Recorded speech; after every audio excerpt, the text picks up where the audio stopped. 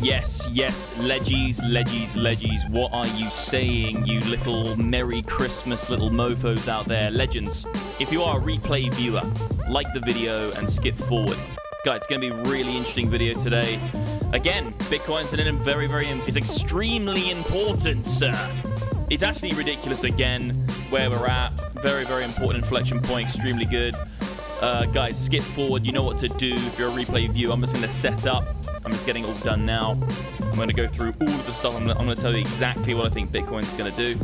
I'm going to tell you exactly where I think Bitcoin's going to go next. And yes, MDX Algo in the chat. LFG, I need MDX Algo. MDX Algo's been absolutely creme de la creaming it, sir. But guys, I'll see you in a second. I will get this show on a road.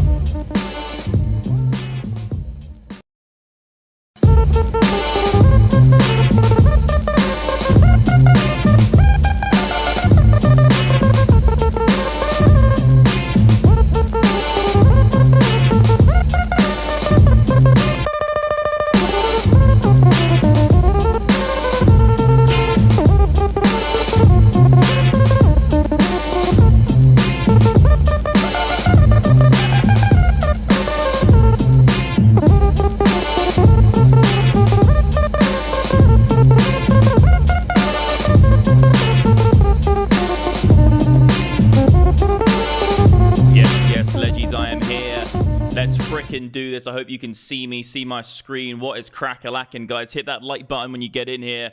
Lots to talk about the itty, the bitty, Z bad boy, Z Bitcoin. Let me make sure I'm set up, guys. Hit the like button. You know what to do.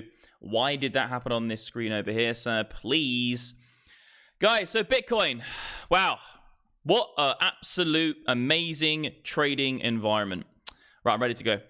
So guys, let's do a quick recap, guys. If you're a replay viewer, like these videos always as usual. Come over to mdxalgo.com as well, guys. I get a lot of people asking about MDX Algo to get the indicators. The indicators are here. Just get all the shills out the way. And the MDX Algo indicators. Also, guys, if you want to trade these markets, get a Bybit account and a BitGet account. There are links in the description so you can get big bonuses. They'll give you $30,000 on some of them. But legends, good to see everybody in here. Hit that like button. You know what to do. Hopefully the microphone's working. Let's dive straight into this massive pump and dumps all the fucking days. So guys, as we from my previous videos, I haven't actually done a video for a while, but I said, guys, that if we break above this level here, which we did, I said that I do believe we're going to go to $18,400. So you can actually look at my tweets here. Let me scroll down and show you if I can find them, guys. I don't really know where they are. Anyway, go to my Twitter, guys. You'll be able to find it. Yeah, here we go. This tweet here, I literally said short-term, long until $18,400 and you sell resistance. Congratulations if you did sell resistance because you'll be in that freaking money, Aruniente. Let me sort out this thing here. So, please, guys, can you not do this to me? No. Why is that happening? Yeah, so if you sold 18.4, guys, as selling it as resistance, that would have been a good time, a good trade setup. I don't know why this isn't working, dude. Like, what the fuck's going on? Sorry, guys. Let me fix this out. Why won't the screen get smaller? Anyway, I'll just leave it there. It's distracting, but I'll leave it behind that. Yeah, good start, isn't it, to the stream, leggies? So yeah, we came to 18.4. Literally nailed it to a T, this resistance zone here. Came up to it in between the two SR levels. So we did get our pullback, guys, on the itty bitty bad boy. And you know, what we're looking at now, guys, is Bitcoin going to hold the prior highs? That's exactly what we're doing. I said sell resistance, guys. We've come back down to it. I've recalibrated this trend line along here, guys, because now we have 4 points of data. So, you know, every single point just makes it more and more significant.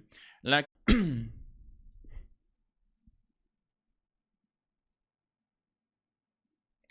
good work there, guys. I stopped the stream.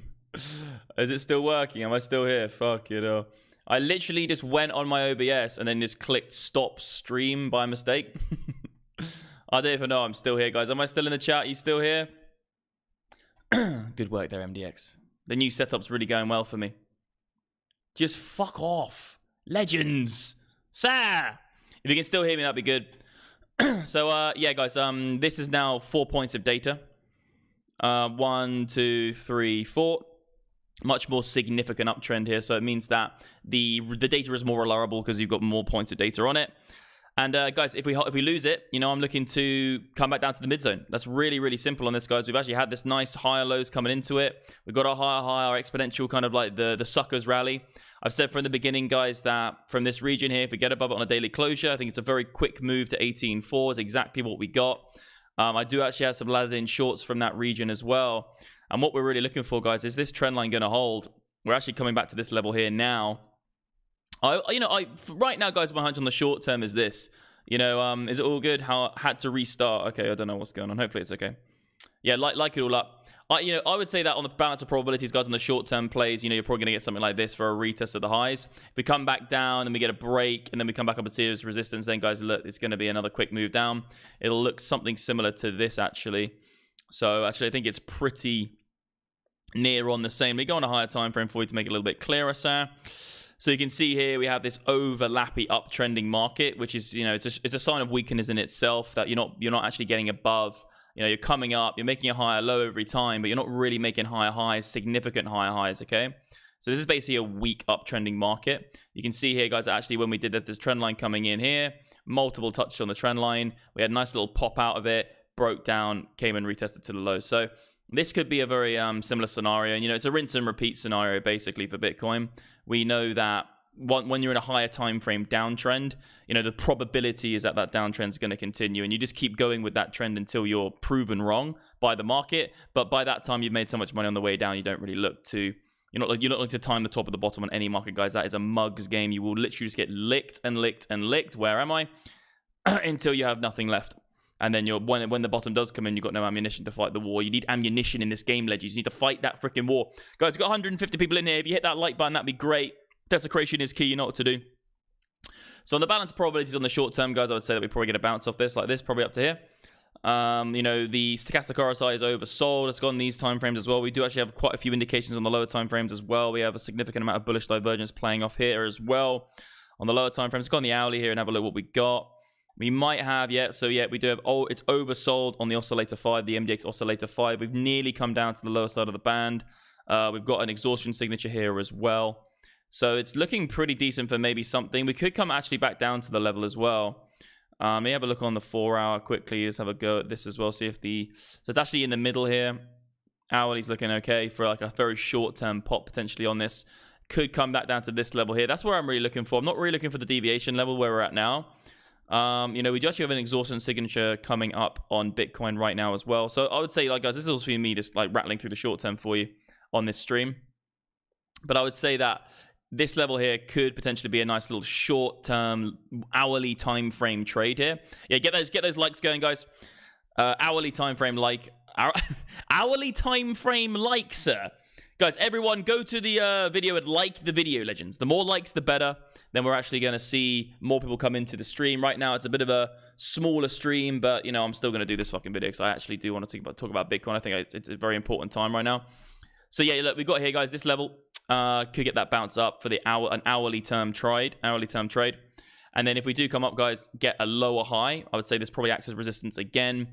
Then we're looking to see if Bitcoin can actually basically sustain the uptrend or break the uptrending, you know, the higher lows. That's what we're looking for. Okay, so if we go up to here, if we do come down, I said it before, like this, a break of this trend line will be that first sign that potentially actually we're going to come lower and tag the low side price targets. And I think that's probably, looking at this right now, the probability that looks pretty good. I do see a short-term push up though, guys, because the long to short ratio, if I just whip this up as well, long to short ratio we can see here actually right now on Binance, okay? We do have more shorts on the order books. We actually have the 55% of the market is short right now, guys. So Binance long, or the top traders as well, are actually a little bit more on the long side. So this is a good divergence here between top traders on Binance, and then we've got those, you know, the retail traders. Basically, we've got this 55% short, and the top traders are more long. So that's actually is an interesting dynamic we have here, guys, to some sort of short-term pop here. You know, I could see this coming up like this. Then we've got to wait and see what happens. If we do come up here, guys, and we come back down and find support on this with a bullish case, then we do potentially have an idea or a scenario here where we could get an ascending formation, and then we break back out. And then I think $20,000 is the next level, guys, for this. Let me have a quick look here. Let me have a quick looky here, sir. Let me get in on this. See what's going on the old screen. Yeah, it's all good. Yeah, so you can see here, guys, that I think actually what we'll probably get is if this level gets broken, we're going to have a quick move up to 20. There is something at 18.5-ish, but I think this general zone, you could say that this would probably be the scenario. Back down, find support. If we do keep getting that, higher lows into it, this level is the break. And then, guys, like I said before, it's going to be a quick move to $20,000 to the next resistance, okay?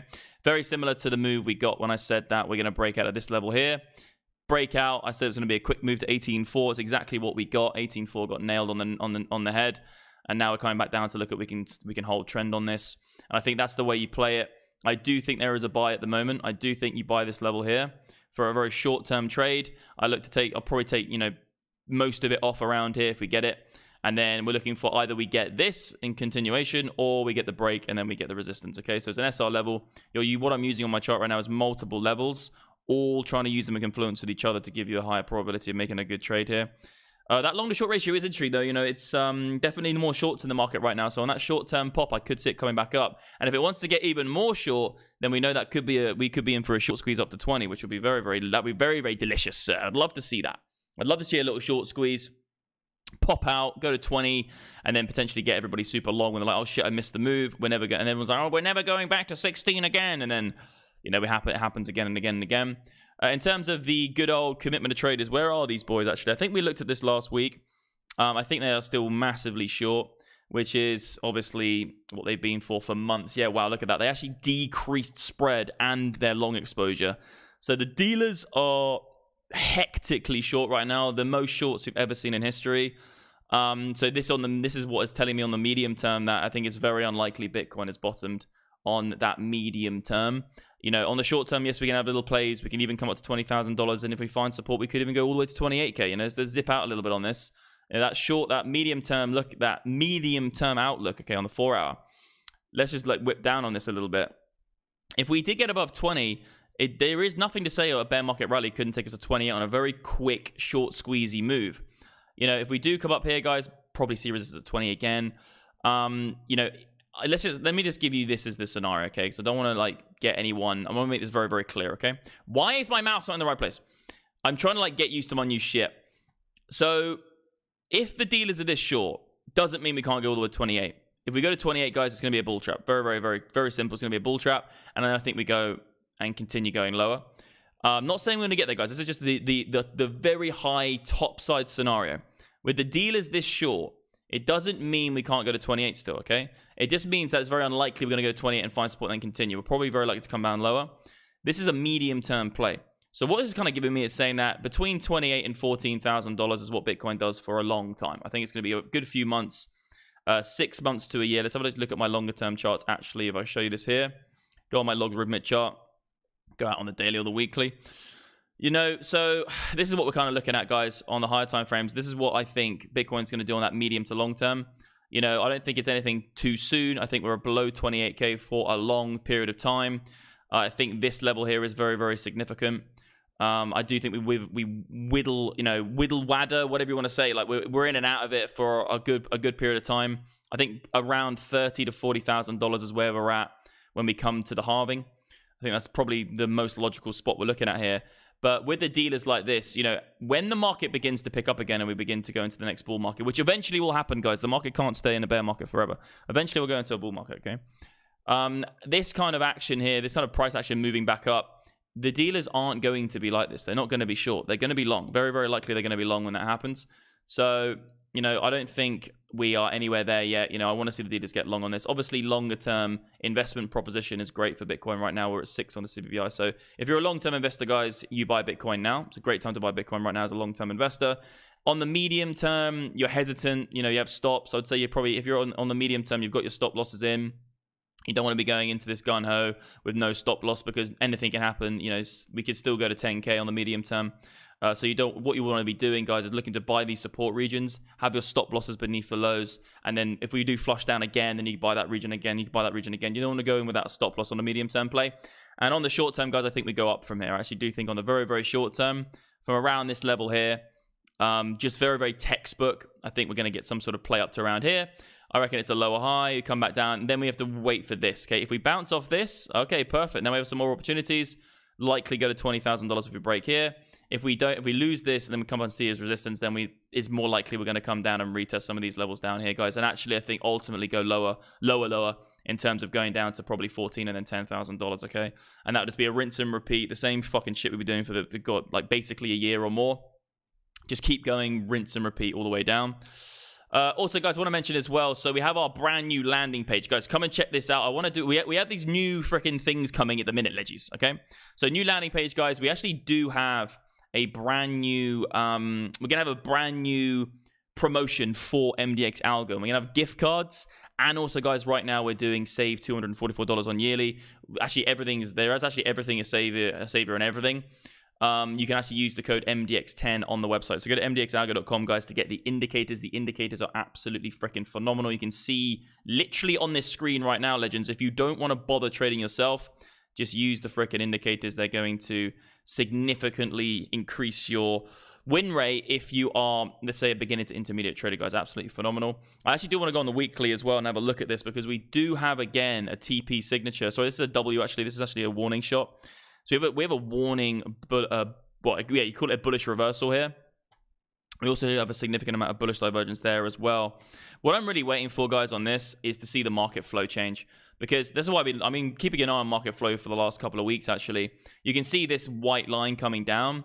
Every single time, guys, we've come up to it, we've seen it as resistance. We did manage to actually get above it recently.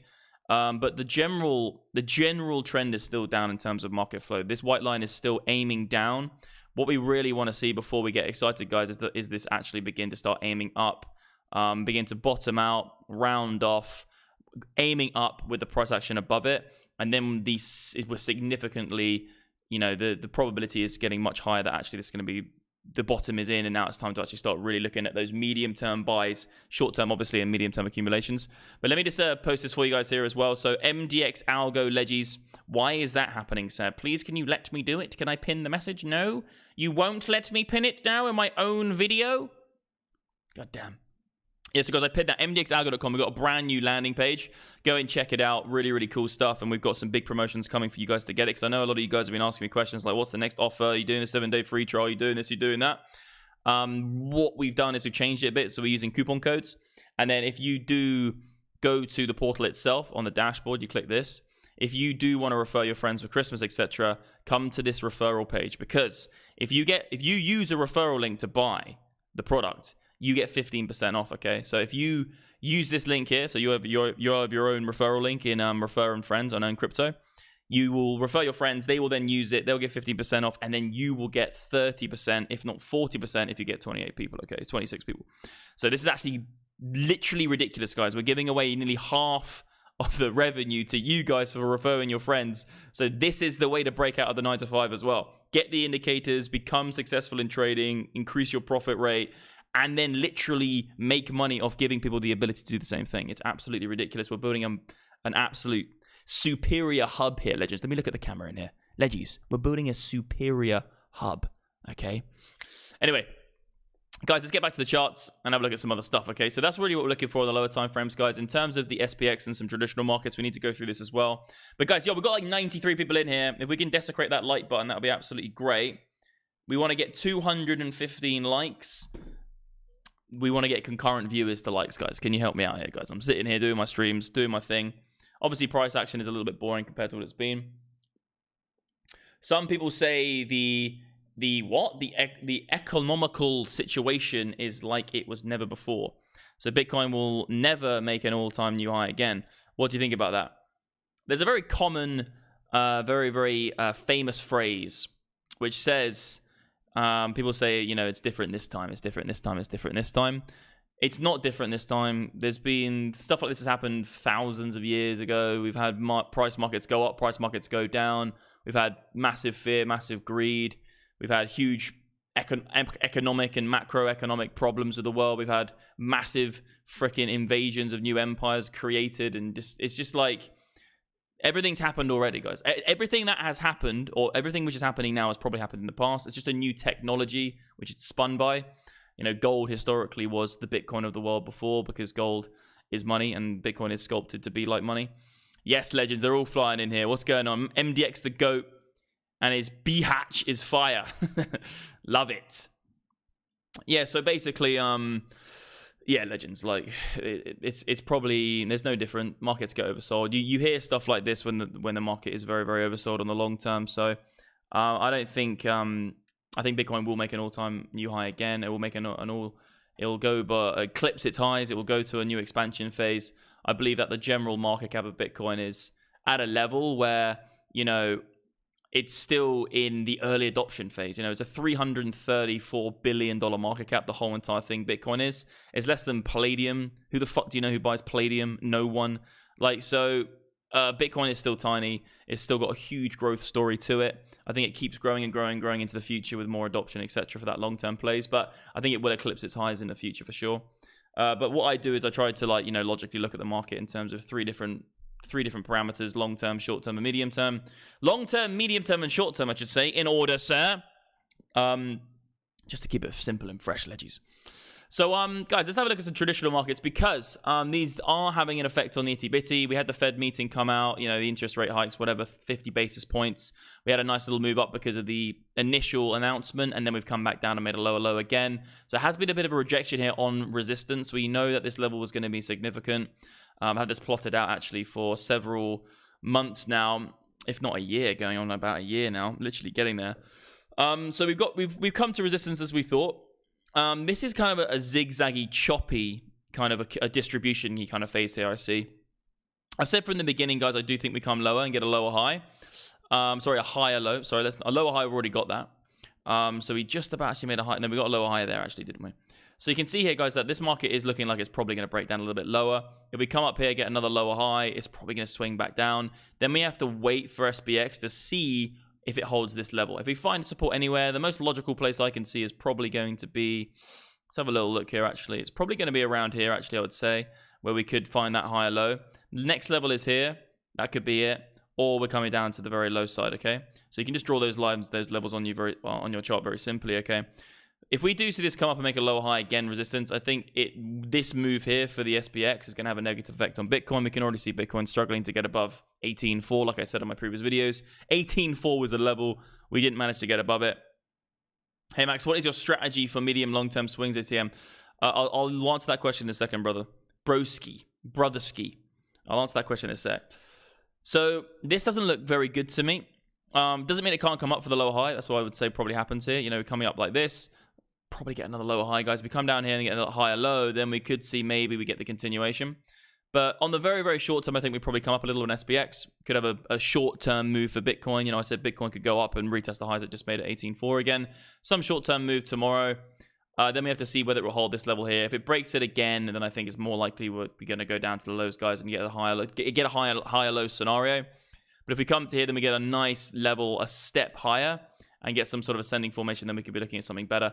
But I would say that as of right now, short term, it goes up a little bit, and then we have to see what we'll do tomorrow if it does want to come back down and break the lows.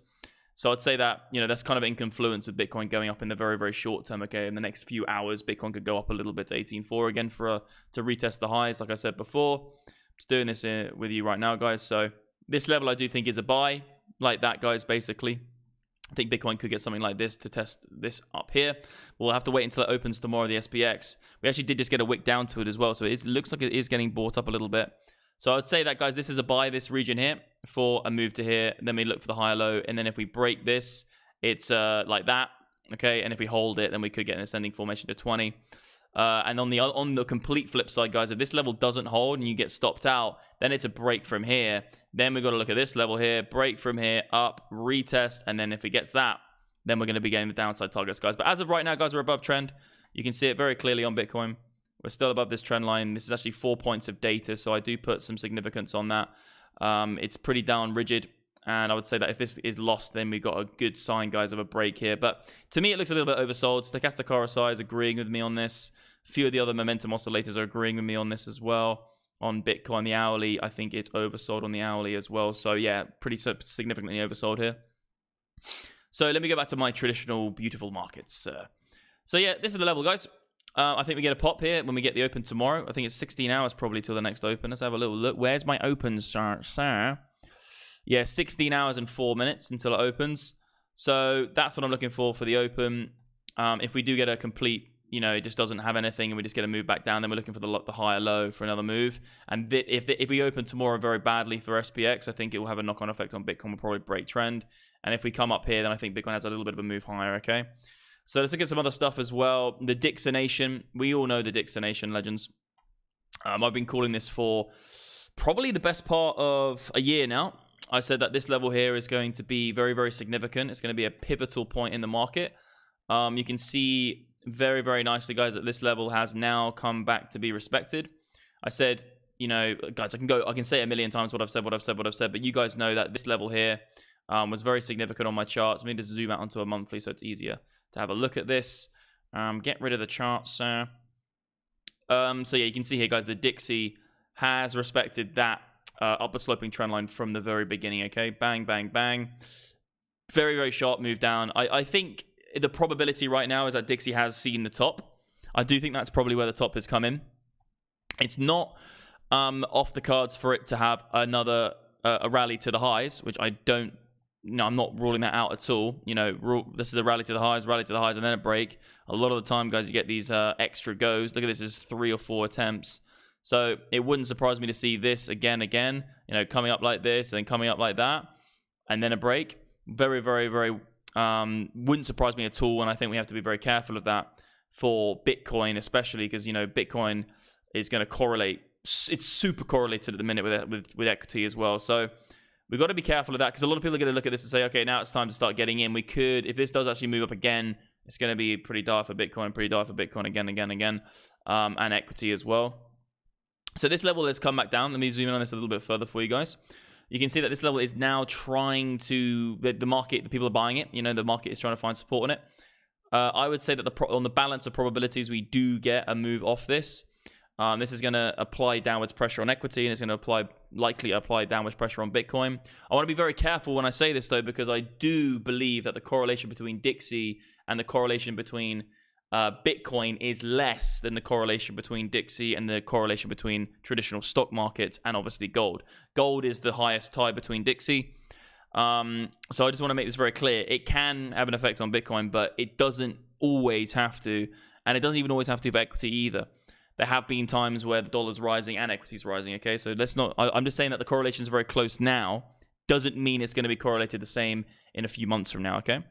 So I see this finding support around here. I think it's logical. I think that the market will rally higher to actually see if it can come back to this trend line or retest the highs. If we do get a big, strong move off this, guys, the probability is that Bitcoin is likely going to go lower. And I think we could even see $10,000, okay, if the Dixie starts moving up higher like that, okay? It could be a pretty dire move, a pretty swift move, actually, for Bitcoin. Very similar to every single time it's had a move down. It's super swift. And that's because... super swift. That's because fear is more powerful than greed, because people just sell, they click out, it's move, you know, fear is there for survival, and survival survival comes first above all. So... you know, this is the kind of game we're looking at here, guys. If we do get a strong impulse move off the Dixie and the dollar strength gets higher, the strength gets more rigid, or you could say stronger, you know, we're going to see a likelihood of Bitcoin having some downside action. And also SPX, you know, it's looking pretty close to me. You know, SPX has had its bear market rally. We're coming to resistance. Dixie looks like it wants to fucking turn around. Guess what? It doesn't make... you don't have to be a rocket scientist to understand that. So we could look at other stocks and shares in a minute, but I'm kind of going to stick on this narrative right now. Nasdaq's coming down as well. It did manage to get it. It's just actually broken its previous high. So you can draw a very simple line to there. Has broken it. Now we're looking at resistance back into trend. So that's another thing we've got to look out for. But, you know, I would just say that Dixie is likely going to get something off this. Doesn't mean we can't wicked blow it a few times and do a bit of crap. That's fine. But I do think over the coming weeks, we're going to get something off Dixie. And if we don't, then hey presto, guys. We've got our longs in anyway. I'm already long on the market because you know from Bitcoin, if we do continue to come down, which I think is unlikely, but if we do continue just to regress down further and further and further without a bounce, then we could see SPX coming up to that nice key level I've been looking at for a while of 4,400 and fucking 4,400. Better be late than late. What? Better to be late than early, in my opinion. I think that it goes for everything, my friend. Yeah, it's very true. So let's go back to Bitcoin. So yeah, if we do get Dixie just breaking down and the dollar gets weaker, that means I think people are buying stuff. You know, risk is on. You know, we could see Bitcoin holding this trend line, like I've said, back up to 20. If we find support here, we're getting a nice uptrend. You know, at the minute, the market is looking pretty organic in terms of its upside. It doesn't look wiki. It doesn't look let's say scammy, like it's been forced up by a certain participant and then just to drop it down quickly. This is just nicely organically making higher lows. I do like that. You know, it's better if the market has a nice slower incline than just going bang to here and then trying to find and then I can't do it. See on the flippers. You know, this is actually quite nice. We do have a very logical level here. Like I said, if Dixie, like I said, does break down, I think we hold and we come up. But I just want to be quite clear here. Dixie is nothing's going to happen. Dixie takes weeks or months to play out. You know, Bitcoin can do a lot in a month. So we just got to make sure that we don't put too much weight on external factors like the Dixie in equity markets, because it can be correlated, very correlated at some points, but not always, okay? Not always. So these levels here are important for sure. Like I said, I'll just quickly recap if you just come into the stream. You know, this level I'm looking to buy. I do think we're going to get a move like this on a short-term play, going a little bit higher on this. If we get a short-term move up, I'll look to take profit here. Then we're looking to see, will we hold this? If we break it, see it as resistance, then we go lower. If we hold it, then we could continue the ascending formation and go to 20,000. If we break now, which I think is less likely, if we break now like this, we're probably coming to here. If we hold that, find resistance here, it's likely, guys, that it's going to be a quick move down, similar to what we've done multiple times. Probably come to the lows, potentially a continuation, etc., etc., etc. I would say that everything I'm looking at right now is probably pointing towards a very short-term move up, and then likely on the medium-term continuation down for Bitcoin. I don't think we get above 28k in a long time, and I don't think Bitcoin breaks probably below 14 or 10k. I don't think we go any lower than that. So that's Dixie out the way, guys. We do have a few interesting dynamics with the pound as well. It has actually had a pretty decent impulse. Like for all you English legends out there, like me, sir. Actually, wait, we can look at this. You know, all you English legends out there, it's not too great, is it, out there at the moment? Meanwhile, in the frickin' London, this is what's happening, legends. Like, it's hectic. Like, this doesn't look like London to me. The London I remember is usually pristine, beautiful roads, and everyone like, hello, sir, would you like a cup of tea? I will take you down. No milk in my tea, I want black tea. I'm not a fucking French, actually. But yeah, this is what's going on in England right now. And I think, you know, I've been having conversations with people about the state of generally, you know, Western countries, or you could say America, the UK, areas of Europe. It's just all like having a very quick move to the downside. It's like Bitcoin when it went to 69k, quick move to the downside. Living standards are going down, wages aren't going up, prices are going up very quickly. People are upset, annoyed, cold, winter's coming in, people can't afford anything. There's a lot of problems, I'm saying, you know, in the UK at the moment. And the problem is like, you know, there's other countries out there which are poorer than the UK, okay? But the problem is about the UK is that it's very expensive, and also the cost of living is very high. That's the same thing, actually. Just saying the same thing. It's expensive and the cost of living, that's the same thing. But I'm saying that the actual ability to get fuel and energy into England is more difficult than some other countries in Europe. So very tough time for most of you legends out there in England right now. I'm lucky I'm in Cyprus. I don't live in England. I left. I checked out of the system. I literally left. My name is Max. I don't pay tax. See you on the flippers. I would rather watch in and spectate the demise of the UK and America. Thank you very much. I don't want to be a part of that shit. I checked out fucking 5 years ago. I don't need a government to govern me, sir. I want to govern myself. You know this, legends. We know this is happening. I govern myself with my own product, mdxalgo.com. Legends, get the indicators. They will teach you. They will help you trade. They will literally help you trade. And if you want to fucking get involved, guys, hit this referral page, because this is where you can actually refer your friends and da-da-da. I'm shilling, legends. I'm shilling my shit. But this is what I built for myself. So that's literally why I'm here from these products. So yeah, back to the itty bitty. What else can we look at, guys? So there's altcoins and altcoins and altcoins. I know I've been talking about a few different alts. I'm on the DEX space at the moment, guys. I'm actually building my own DEX. That will be out soon, probably by the 1st of Jan. I'll probably have the DEX out there. Let's have a look at a few of these alties then. So a lot of people have been talking about Matic and Polygon. You know, don't look great to me, leggies. You know, we haven't really managed to continue an ascending formation here. You know, it's a breakout to the downside. It's multiple times can't hold this trend line.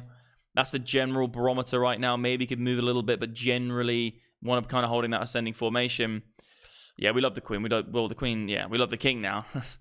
Yeah, I did love the queen. We loved the queen. The queen is no longer around. It's because the queen died. It's definitely not because the queen died. The shit in the UK has been going on for the demise of the UK has been going on a lot longer than the queen unfortunately being deceased. Since probably about 1890 to 1920, that's when the beginning of the demise of the England was coming. And then the demise of the, let's say, the American empire was probably about 1925, after the stock market, the Wall Street crash. After the New York Wall Street crash, the big fucking Wall Street crash of 1921 or whatever it was, that's the beginning of the demise of America. After that, we had the First World War. That fucked America. Second World War. America got rich because of the Second World War. But since then, it's all been downhill for people in general, since the wars, etc. But yeah, guys, so we got here. This is a Matic, by the way. Polygon. I think it's probably going to come down to support here, guys, depending on Bitcoin around here. Again, have another go. If it's its resistance, it'll probably break down. I think Matic's probably got another go to the downside, guys. If it can get above here, then fine, but it looks to me like it's probably not going to do it. A lot of people have been talking about this as well. ETH. Good old Ethy baby. Let's have a look at my fractal. So yes, guys, it looks like it might happen now, mightn't it, sir? You can only buy alts. Fucking so hot in here, legends.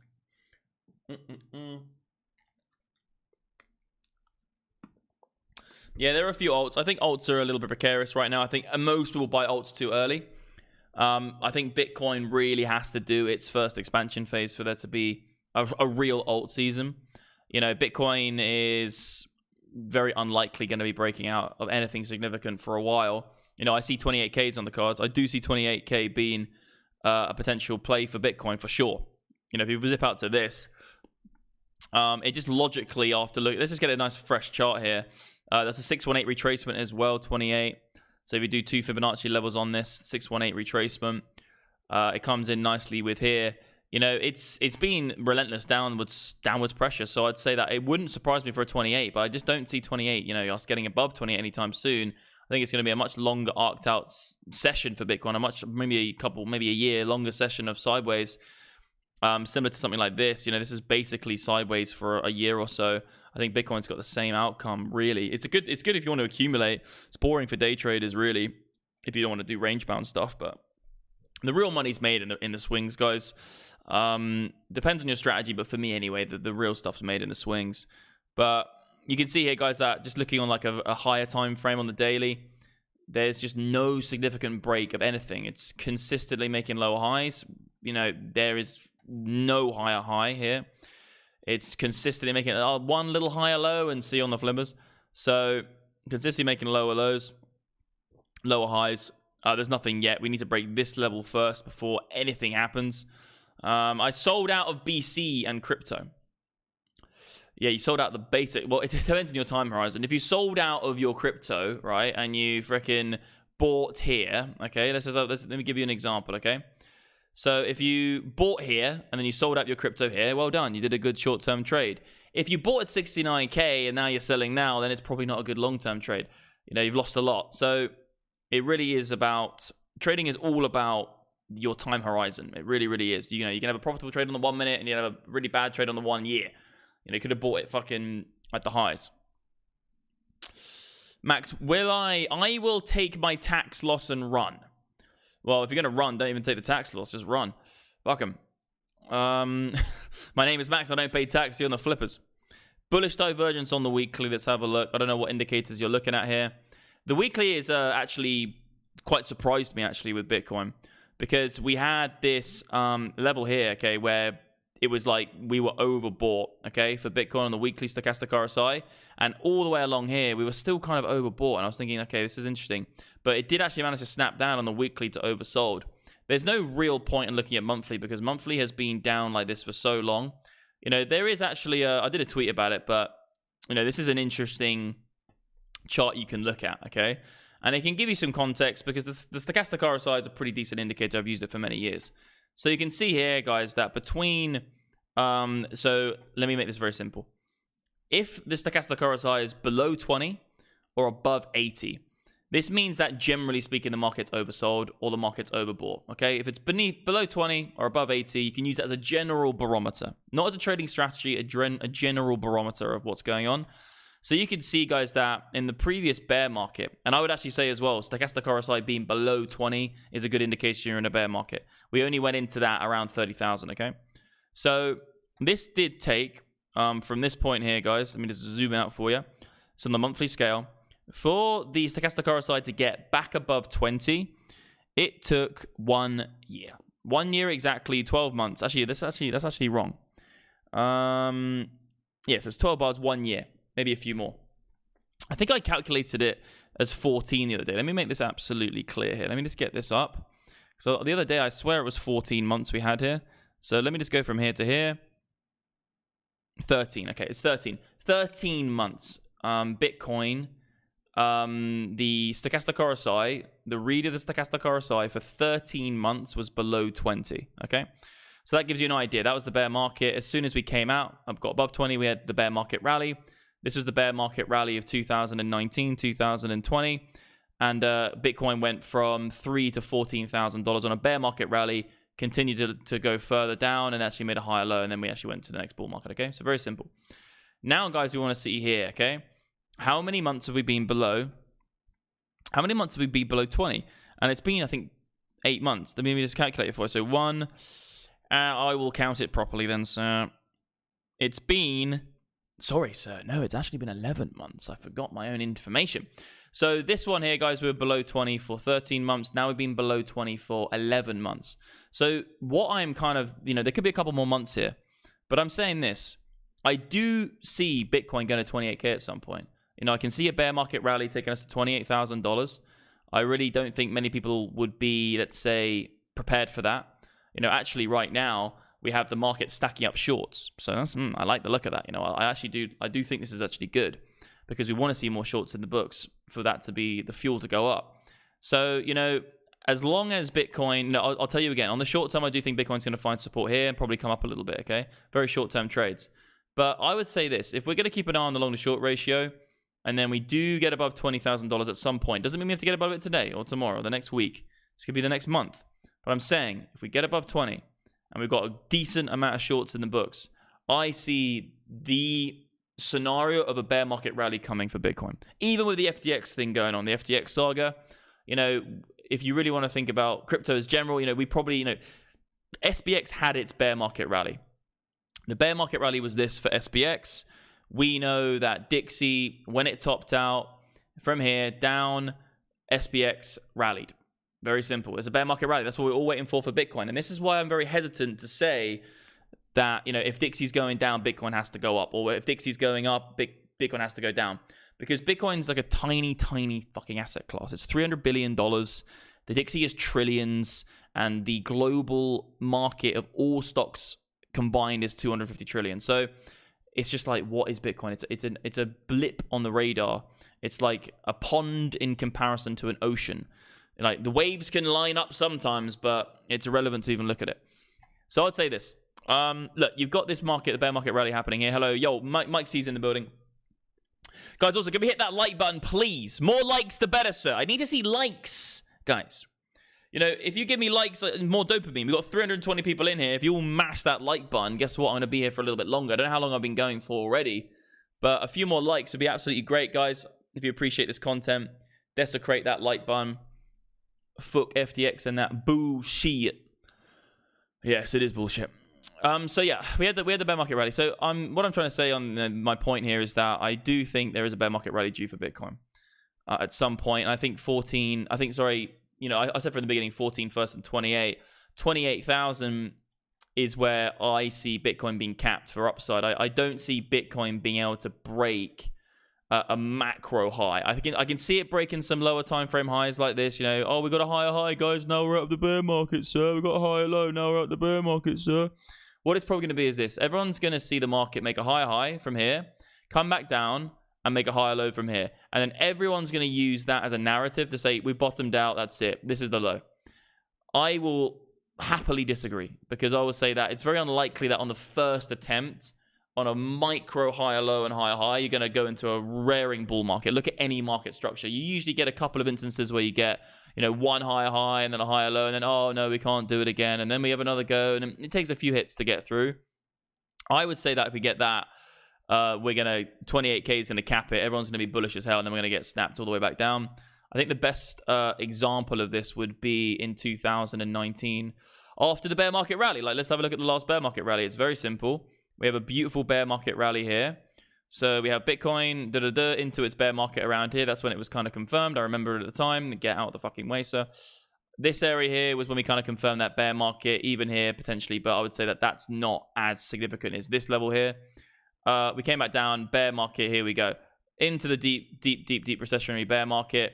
We had the bull market, sorry, the bear market rally. This is a bear market rally, guys. The market's generally still going down.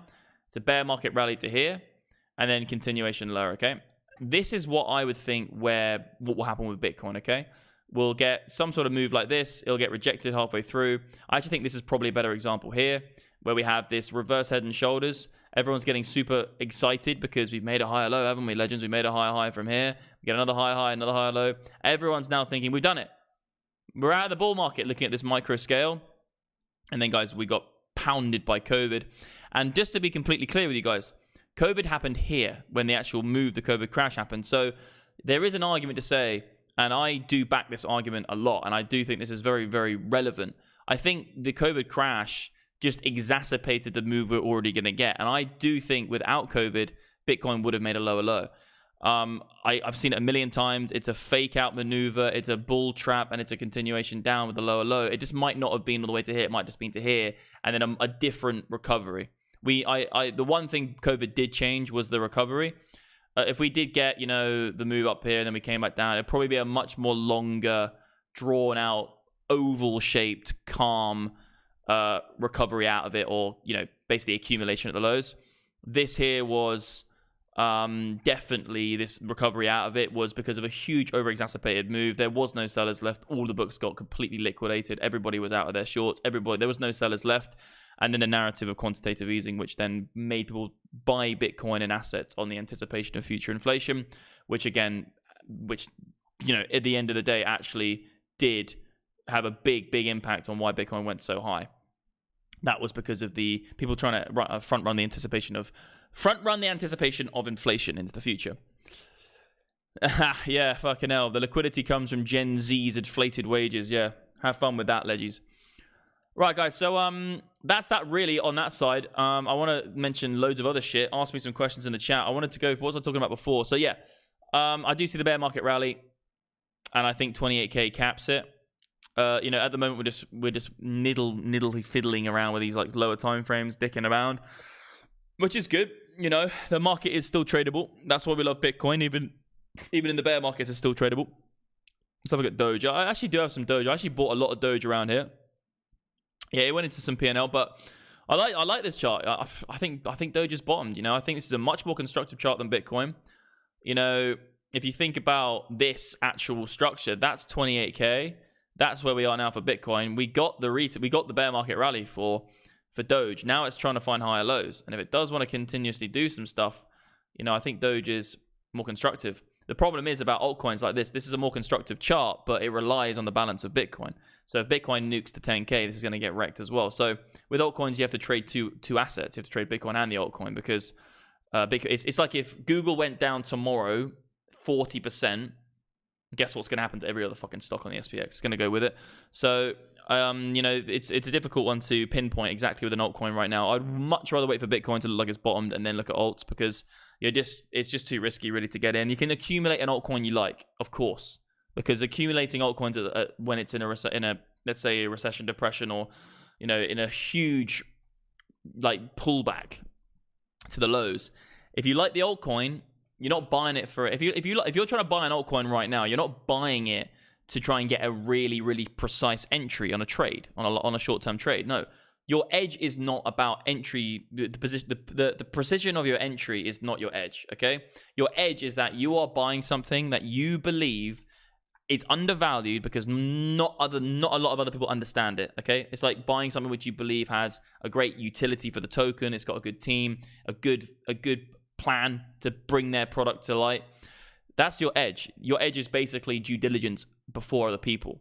So right now, just do your due diligence in altcoins. Find sick altcoins which are tiny. You guys know all my altcoins a million times.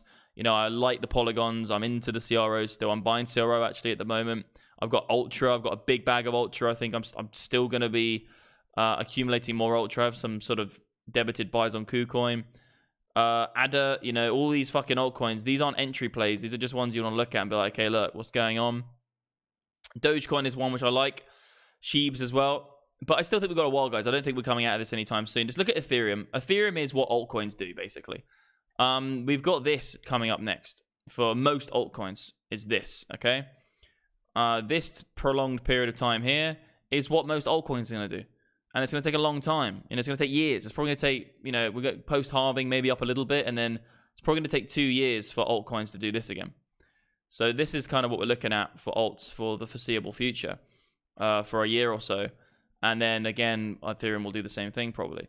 Bitcoin's if we get the bear market rally, we could see a mini altcoin season, the mini alt season, leggies. But a mini alt season you can make some money on it, but you really want to be waiting for those things. MDX calls 40% drop on Google. No, I didn't say that. I said if Google, I'm saying the reason you got to trade Bitcoin and altcoins at the same time is because if Bitcoin dropped significantly, so would the altcoin, quite likely, okay? It's the same as in traditional markets. If Google tanked 50% tomorrow, a lot of other companies as well would go with it because they have a huge tie to Google, or just fear, just generally fear. Everything's tied to Bitcoin eventually. Let's have a look at the indicators as well, guys. You can get these indicators, guys. They will literally tell you when to buy and sell on any market. Let's have a look at the SPX, actually, what we've got on here. And let's go on the daily scale. It's probably going to be bang on from the lows. Let's have a look what we've got here. If we've got any sell signals coming up. We'll probably get a buy call around here somewhere. Yeah, nice buy call there. So you can see, guys, that these indicators are literally telling you to buy and sell every single local top and local low. Haven't got a sell signal yet, but we do have momentum beginning to cross down, which is an interesting... This is a good, interesting area, actually, because a lot of the time when you see the volume, let me show you this clearly. When you see the green histogram beginning to turn red with this here, with the red dot, usually you get a continuation down to oversold. So that could be a nice continuation play lower. You know, looking at the balance probability here, we've got some bearish divergence as well. You can see bearish divergence here. So this would be like this, guys. We got divergence there, we got divergence there. Likely going to get something there as well. So we have 3 counts of bearish divergence on this. I think we get one more short-term move up and then likely a lower high and then continue down. That's probably what we get on that. Again, overbought up here. Yeah, so SPX looks like it's going to probably tank a little bit there. But I think, just to be completely clear, guys, I do think Bitcoin and I think SPX goes up though first. I think as of open tomorrow, this is not a good daily candle, to be honest. That's a weekly candle, actually. That's not a good weekly. I think tomorrow, guys, we're going to get this. I think we pop up a little bit, next lower high, and then I think we get it maybe a little bit, we come down a little bit lower. If we do come down to around here or here, which are the logical levels you're looking at, it's going to be pretty dire for Bitcoin, because Bitcoin's going to be, it's going to exacerbate fear into the market, okay? People are going to get just going to get freaked out, and I think Bitcoin's already looking to me like, I think Bitcoin does this, you know? I've said it a few times, legends, haven't I? You know, I've said it a billion times. I think the itty bitty is going to do this now. Come up a little bit. Find support on this level here. And then we've got this nice logical trend line we can play off, which I think is very significant now with multiple touches. I could just see, you know, makes sense to me, man. Like that, a break potentially next and then down. Or we get this and we hold and we continue up, ascending formation. Or we break now and then we get the resistance. And that's the trade really I'm playing off. I'm playing off this level and this level. And then using the indicators in confluence, where you do have a short on the hourly as well. That's the 3 hour, sorry. You can actually go right down to the 5 minute and dick around on the lower time frames. And like, it's, you know, people say like these are degen time frames, but with the indicators, guys, these are not degen time frames. You can do really, really well on the lower time frames, scalping the market. And I can trade any time frame. Nicholas is in the building. What's up, brother? Guys, also go over to, we have a big new thing happening. So mdxalgo.com, go to the landing page. So if you literally just go to mdxalgo.com as its whole, you can literally come here, guys. We're going to have a new product coming out soon called gift cards. So for Christmas, you'll be able to gift people a gift card to give them like 1 month or 2 months or whatever you want to do with mdxalgo. Brand new landing page, guys. We do have big discounts at the minute for yearly and the monthly subscriptions. If you use a referral link, you can get an even bigger discount as well. So if you go to the dashboard, and then you come to refer your friends, you can see here, guys, that actually we give away 30 to up to 40% of anyone you refer to mdxalgo you can get. And also they get 15% off as well. So like, guys, we're literally offering a product which will make you financially free through trading, financially free through your trades with the indicators to help you trade the market. You can see here, every single second it's working. And then you can actually refer your friends to fucking increase their win rate in trading and then get rewarded for it as well. So this is a really powerful thing. Can you take a look at SNM, legend? It's a mad token made an 85x in less than 48 hours.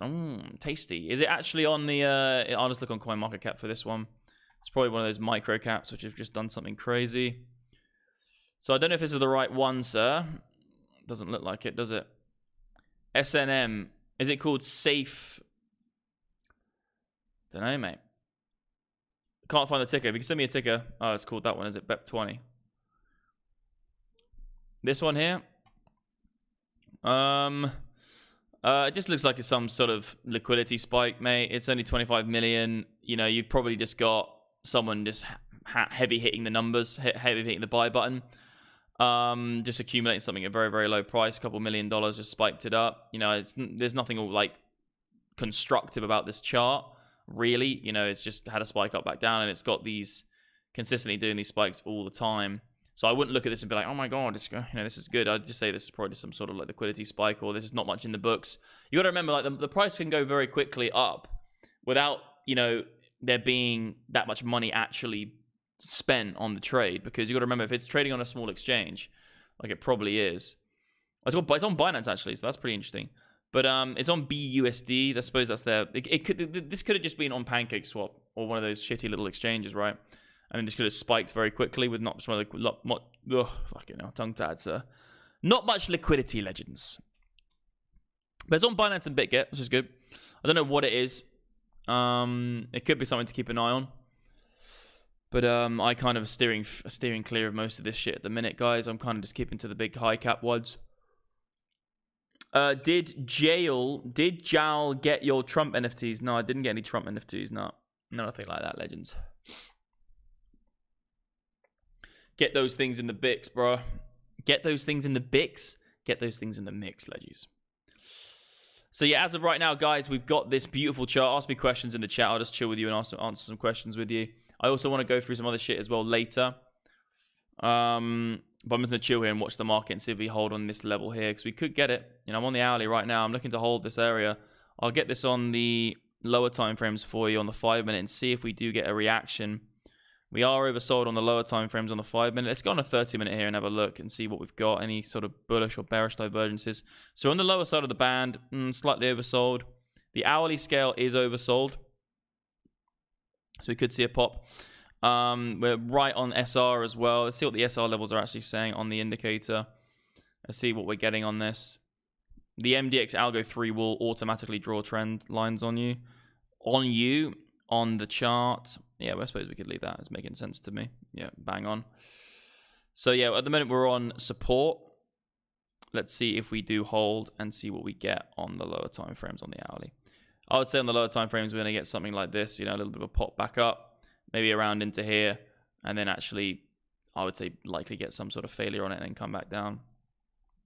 Got 16 hours until we got the open tomorrow. Who's your favorite DJ right now?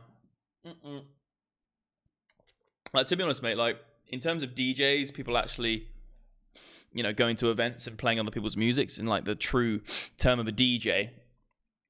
I'm not really listening to many DJs in terms of like listening to their mixes. I would just rather listen to the artists themselves who make the music.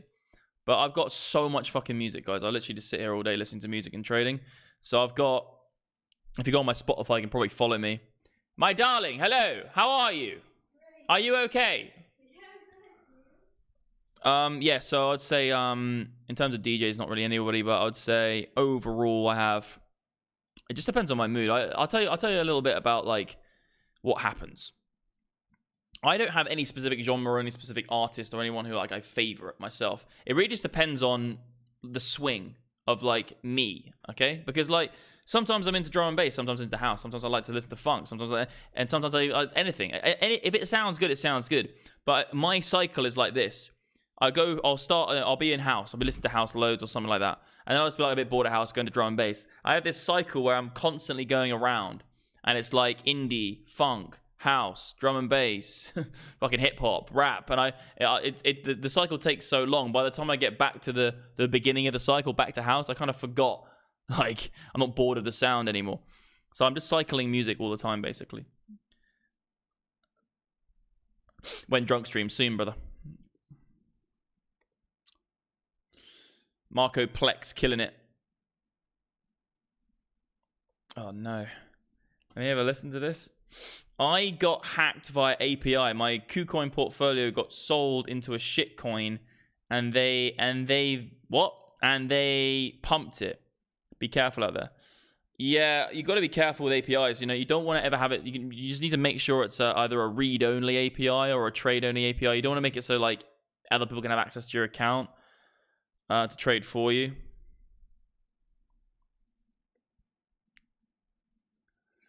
Is it worth trading with $1,000 realistically to make proper dollar? And it's not going to be, and not going to like 10x where more risk. Use the MDX algo to help spot trading and dollar cost averaging. and you're young, or if you're young or broke. So your question about $1,000, it is difficult with $1,000 to make big dollar quickly, because if you do have a very, very rigid, or let's say defined strategy, and it has got implemented in that strategy is risk management, which you believe can keep you in the game for a long time. $1,000 means you're probably only going to be doing, $10, $20, $30 trades for a long time. Like, that's what you can lose. You can only lose $10 on every trade, or you can only lose $25 on every trade. So if you're going to lose $25 on every trade, then you're going to be having quite a small lot size. The equity is quite small. So if you're consistently good, okay, if you're consistently profitable with a small account, okay, eventually that account will grow. And if the risk management and the strategy you're going with is in ratio to the pot size, and it slowly grows bigger and bigger, you can understand that as it grows bigger and bigger, you're going to exponentially grow your pot. So, it really might take a long time, but as soon as you get above that 5,000, 10,000, 20,000, then it starts growing quite nicely and quite quickly. But the problem is that if you have a profitable edge, or you have an edge you're using, which is you're being successful with it, the best thing is to start with $1,000, because as it grows, you're going to get more confident in that strategy as well, using that strategy. So if you have a profitable strategy on any level, it doesn't really matter about how much money it is. Just do it slowly and build it up slowly. Get your confidence up, and then begin to increase the sizes as your portfolio size grows or your equity size grow. It's the only way you can really do it, guys. It's the only way you can do it is just make sure the strategy is right. The amount of money isn't really crucial. Just make sure the strategy is right first and keep going. It can take time. If you want to grow small accounts and whip them up into hundreds of thousands in a day or two, it's not possible, because you're going to have to take a lot of risk. And the problem is, if you take a lot of risk, eventually you're going to lose one or two trades. And if you have 50% of your equity up for grabs on one trade, you lose it. You lost half your money. And then guess what? You're way back down to square one, because then you've got to grow it slowly again. If you're young or able-bodied to work or brine, then dollar cost average. If you have low margins, it's very difficult to use leverage. But if you use it, use a damn stop. Of course, use a fucking damn stop, guys. Like, duh. Use a stop, guys, because it's the only way you're going to be successful is to start using a stop loss. Because if you don't use a stop loss, and say, for instance, you're on cross margin or you're using high leverage, if you don't use a stop loss, just think about it, guys. I've said this so many times.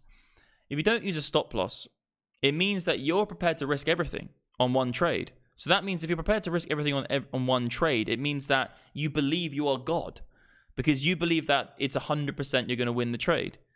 What happens if you don't win the trade and 100% of your money is up for grabs? That means your risk is 100%.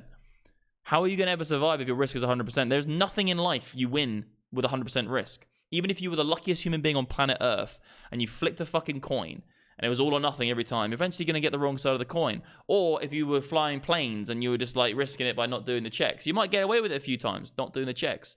Eventually, not doing those checks are going to come around to bite you. You're going to end up crashing that plane. You're going to die. Everything's on the line. Everything is on the fucking line, guys, when it comes to flying a plane. I use this analogy a lot because it's a good analogy with trading. If you go into a trade without a stop loss, everything is on the line. Don't do that. Don't risk everything on one flight. Just say, look, I'm going to do my fucking checks. And if something goes wrong, we've got it mitigated. Anyway, I'll answer some questions. I'll just watch the charts here. MDX Algo, I do want to speak about it some more as well, because we do have the old long to short ratio with our new updated API. And I do really like this, actually, because what we're seeing here is that the retail are now getting more short, okay? But the fucking top traders are getting more long. So I like to see this divergence, because what you're seeing here is a dual monitor, or a dual way to look through the market order books. And, you know, if we see everybody getting more short, I can see a pop here. If everyone's getting super short around here at support, you know, we're looking at a lower time frame here. It's on the 24 hours. If I zip this down to, say, the hourly, right, and see what we've got. Now the hourly we're looking at, frickin' the guys are even more long. So that's lower time frames. So on that 24-hour scheme, we've got a day of people right now who are shorting this market pretty aggressively. So within the next 24 hours, I could see it. In the next hour, yes, we can get another bit down. But next 24 hours, we're looking good. It only takes one trade to make it all back. Okay, I'm going to be brutally honest with you. I don't want to say this, but I'm going to be brutally honest with you, legends. I can't say this because it's so funny. That is the Make It All Back song. But the problem is, legends, is that the Make It All Back song is actually a lie. You can't make it all back in one trade. It's just not going to happen. If your trade strategy isn't profitable and you are waiting to make it all back in one trade, that means you're just putting a lot of risk into one trade, which means you might get it right once or twice. Some people might make it all back, okay? There might be a few motherfuckers out there who end up making it all back. And I fucking salute you, sir, because the world and God and fate was on your side. But most people aren't going to make it all back, I'm afraid to say, sir. Because if you don't fundamentally change your strategy and do it slowly from the beginning, then you're not really making any changes, which means you're just doing the same thing which didn't work again. And Albert Einstein has a great quote. He says that if you keep doing the same fucking thing without changing it, how do you expect anything else but a failure again? It's what insane people do. It's insanity. But you lied to me, Max. I'm going to lie to you, legends. And to be honest, I didn't lie to you. It was fucking Pete No Stop. And guess what? He had no stop. Nah, you can make it all back. Like, you can make it all back. But I wouldn't recommend it, legends. I wouldn't recommend trying to make it all back, because trying to make it all back is a big trade. It's a big leverage trade. What do you think of Bybit token, Bit, long term, and then tokens in general? You know, I don't really want to get involved with any exchange tokens at the minute. I do actually have Bit. I do own some Bit. I just don't really see the Bit token having the utility similar to other tokens I've had in the past. I think it's worth owning it because Bybit's a big exchange. But I'm kind of going for, you know, the decentralized exchange route, and I'm creating my own decentralized exchange at the minute. So my decentralized exchange will be ready soon. And it's not going to have a token. You know, I'm just not going to do a token. I'm just going to make it fucking simple. You can buy and sell on it, and it's got low fees, and it's got great liquidity. Can we just relax? We don't need all the extra BS, which is creating all these problems. Because the token is, yes, it's something and get it, whatever, but like, and we probably will launch a token eventually for people who want to get discounted fees, etc. But from the get-go, just don't really need it. I'd rather just be doing it organically from the get-go and just building a good product which people could use. And then if you guys like the decks, I think most of you guys will be very, very happy with what we built. And I've got, you know, we're at the point now where all of the actual back end of it is done. You know, the actual let's say the pipeline and the engine is working very simply. But now we need to work on the way it looks to make it so it's easy for you guys to actually interact with it. Seems to be the hardest part. Crypto casino. Well, you got to remember, like, trading in as a whole, you know, if you don't know what you're doing in trading, it's gambling. Like, it's gambling. And that's why, you know, the reason when you go to the casino and you win, the reason it feels good is because you put no effort into it to get a result. That's why it feels good, because it took you no time. If you walked into a casino and you put $100 on number 26 on the roulette wheel, and it's the first spin of the night, you've been there. It spins, it lands on 26, and you make a shitload of money, $3,600. It feels good because you did no effort.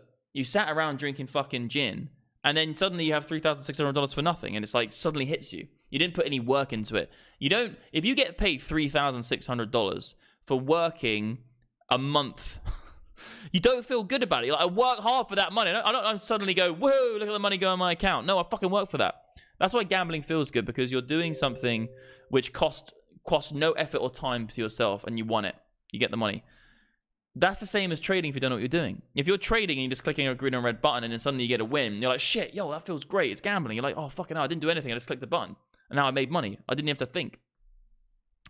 So that's the problem with, you know, anything's a gamble if you don't know what you're doing. And that's why it feels good. But the traders who I know and the trading strategies which we implement ourselves, we don't feel good when we win trades. I don't feel any different when I win a trade. I don't feel any different when I lose a trade. I just do my strategy. I just do what I think works. I've had so many instances where I've lost. I've had so many instances where I win. I just win slightly more than I lose and do it over a long period of time and basically dollar cost average in when I think it's appropriate for longer term swings. And then you end up sitting where I'm sitting, and you have a really rigid way of looking at the market. It takes time, but the way I look at the market nowadays is just so... Okay, here's how I can really explain it for an experienced trader. I mean, I've been trading for almost a decade, and there's people who've been trading longer than me, some of my friends and family, whatever. But after trading for 10 years, you have a different... it's almost like you've been trained. Your brain is being trained over a long period of time just to understand price action. So like I can look at a completely empty chart and just kind of understand what's happening, whether it's a long-term perspective, medium-term, or short-term. I can just get it. Just comes to me instantly. Like it's like almost like instinctually comes to me now. It's like when you become like a master at something. You don't, say you're skiing, right, and you're like the best skier in the world. Can you stop fucking messaging me, legends? Say you're the best skier in the world. You really don't think about what you're doing. You're just doing it naturally. That's how happens with trading. You have this kind of like, kind of comes to you much easier. And my point was, the whole reason for saying that is, my point is that when you get to that point, when you win or lose trades, you don't really feel like fucking, it's a, oh yes, I won. Yeah. Like what, how, that's not going to get me. Snowboarding for men. Nah, snowboarding's for fucking gays on blaze. What's it called? Gays on blades?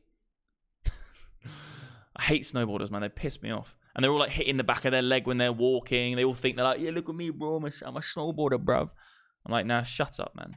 Go on skis. You need more ergonomics. You need to be able to move faster, more utility.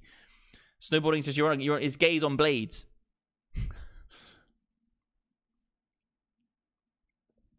Yeah, we got finding UFOs in the building. I've been watching your videos, bro. I've been on the UFO shit. Love that content. $1,000 is not enough to learn. Better off buying MDX algo and learn. I think that's a really, really good point. At the end of the day, if you've got $1,000 to trade with, right? I honestly say this from the bottom of my heart. If I had, right, MDX algo, let me show you the landing page because you can see the products. If I had this product when I started trading, I would have not lost so much money. Like, because it just gives you that confluence and it tells you when you're wrong. I would have stayed alive for a lot longer. I've blown up multiple accounts. I've lost hundreds of thousands of dollars in a day.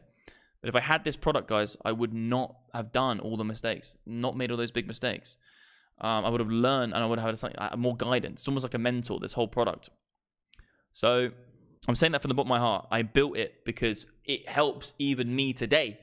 Even today, after 10 years of trading, I still use the indicators. They have all the shit built in. They have market flow built in. So, yeah, they're going to massively help you increase your win rate.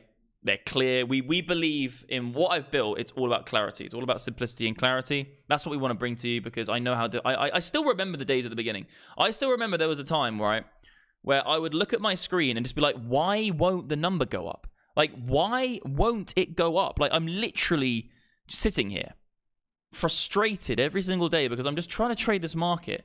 I can't make the number go up.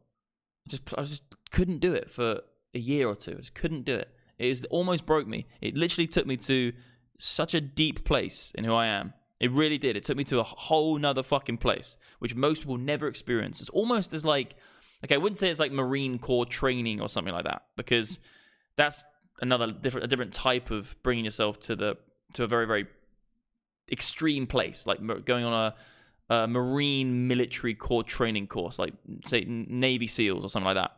I can understand that's probably a little bit, it's very physically fucking you up and mentally. But there are parallels between the two. There are parallels between doing that and doing trading and trying to be profitable in trading. But it's much more psychological and it's much more mental. And draining your mind can also make you feel physically sick. It can make you feel physically tired. You can't sleep. It can put you into anxiety. It can put you into all these things. So I'm saying Navy SEALs is probably more difficult as a whole.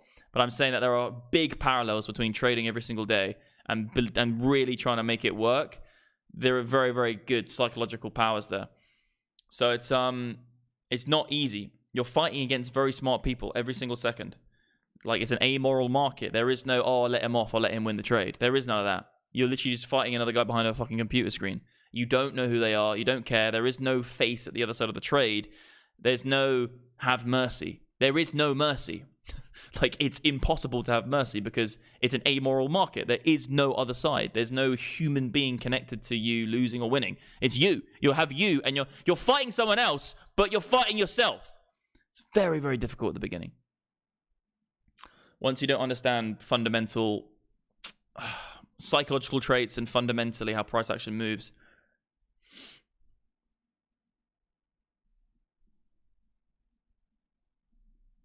For sure, yeah, for sure. This guy said here, but for new people looking at YouTube with $1,000 in their pocket, they are better off spending that in an indicator group and learn, in my opinion, yeah, for sure. Education is so important. Education is so important. Just go to MDX Algo, guys. You can get everything. MDX Algo, you don't just get the indicators, guys. You get the VIP traders group. You get the automation system. We have the automation system here as well. So this is the traders group. This is the trading bot. You can actually get this on trading on BitGet. But the algorithms you get everything else. You got these nice videos you can come and watch as well to explain to you. If you guys haven't noticed, actually, we've just done a brand new updated video. So this video is, because we just did all those updates, didn't we? This video is the brand new version, which you can come and look at now. But yeah, you get the traders group as well. We have professional traders in there.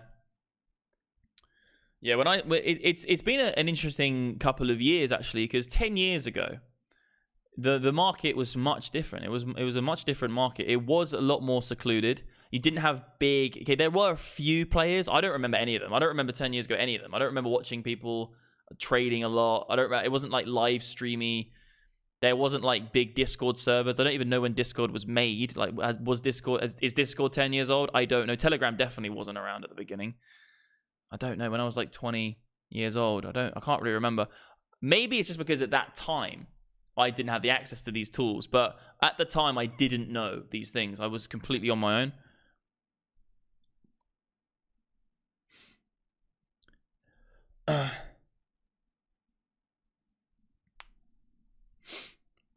Might test the MDX algo just for fun. Let's see if I can turn $1 into 100. Mate, you've got a very, very... the probability of you doing that is much higher than MDX algo if you're a beginner trader. Because, like, think about this, okay? A lot of people would have been trying on this move here to start shorting into it, okay? Like, think about this move. Like, we came down, you had the short signal. You got the buy signal here, the long. A lot of people without that buy signal would have just started trying to short here. Oh, look. Guys, look, it's going to go down. You know, we've made a lower high. Oh, we're going down, we're going down, we're going down. And guess what? The long signal just kept you in the position, and then boom, all the way up. The next take profit was here. You can see you got an orange dot, which is take profit. You had a strong sell as well. That took you a couple candles down. Even this candle here said buy this candle. You know, this went up from there all the way up to there, and then we had to take profit there because that's your sell signal. And then that would have been that sell signal, any of that candle. We've come all the way back down now. So you could have got into that trade. If you go back a little bit, okay, let's have a look at this sell here. So you've got a strong sell signal here coming down, buy signal. And guys, you don't want to just use the frickin' indicators as well, just with the buy and sell signals. You want to look at divergences as well. So you can see that divergence there, significant bullish divergence, green. Yeah, it's absolutely phenomenal. Lots of stuff here, guys, you can use. I think, yeah, Stock Poker's in the building. We've got here, MDX, my MDX indicator is paid for my last trip to Vegas. Let's go, bro. You know, I just feel like that is the ultimate fucking compliment. You paid through your product for me to go and party the fuck out in Vegas. That's cool, man. I like that shit. I need to get to Vegas at some point. Yeah, so that's kind of what we're doing here, legends. Very simple. The idea is to make them simple. I know that this indicator here is very, very used a lot, but don't forget about MDX Oscillator 4 because, again, the Oscillator 4 in confluence of 5 is definitely powerful. But yeah, go to mdxalgo.com, guys. It's the best place to get them. We've got a big, we actually have a discount code at the moment, 10% off. If you use MDX10 as a coupon code. And guys, if you want to, you know, this is another whole strategy in itself. And if you're a diehard MDX guy, like a lot of you guys probably are, okay? I literally can't see any reason why you don't just do videos of the indicators. Like, do videos of you trading with the indicators, or do videos of you showing how to set them up, or do videos of you, do like a recorded video of the price action moving with the indicators. and then just put in your referral link like beneath the video on TikTok or Instagram or fucking YouTube. And then if someone clicks your link and buys it, you get 30% of the money, or 40% if you get 26 people. So this referral scheme here is 100% the most generous referral scheme, legends. I'm literally saying I want to partner with you. You go and promote it. You use the product, and then freaking get your friends to promote it. Promote it to your friends. The 7-day trial, we actually didn't. We had to stop the 7-day free trial, because the 7-day free trial, we were going to prolong it to the end of the year. We might be able to do it again, but I would say that the 7-day free trial, we couldn't do it because we actually changed the whole payment flow system. So I'll quickly show you how it works now. So instead of it being when you sign up, you put in your information, get an email and all this kind of crap, we changed the whole entire payment system. So when you click on pricing, you click get it, right? You actually put in your name and address at one place. And when you click sign up, then you get the discount. The problem with the 7-day free trial is that you have to verify an email address, and you have to go into the platform. Then it's difficult to know if you've still got the actual subscription. So now what we do is we just give you a discount off the bat. So at the minute, this is actually because I've got a ref link clicked, but you can see that these are the prices, etc. you can use. We have the new lifetime package as well, which means you get it and you never have to pay again, basically. But you can see here, guys, we do actually have this offer at the moment. And you can use this up here, use MDX10. So if you use the code MDX10, you get the 10% discount. But if you do use a referral link, you get 15% off, okay? So if you get referred by a friend, you get 15% off, which can give you a bonus. And we've also got the new gift cards coming as well. So what you'll be able to do is you'll be able to gift them to your friends, etc. But yeah, you get the indicators, guys, the algorithmic indicators, you get the automated trading bot, you get the VIP discussions group, and you get the affiliate program as well. But yeah, where's Stock Pokey? Stock Pokey's here. There he is. We're going to change you. We're going to put your profile picture on here, mate, Stock. Are we going to get the bounce we're looking for on this level here? See if we get it. Yeah, guys, ask me some questions. I'm just going to be chilling for the next few minutes, maybe half an hour to an hour. Just a chilled night. Yes. Secret Agent Man is in the building. We got like 200 and something likes. I'm just chilling out. I'm going to get a bit more comfortable, actually. Oh, I need to get a new fucking chair. I need to get one of those gaming chairs, man. Here we literally go. Some legend in the chat is going, here we literally go, you fucking legends.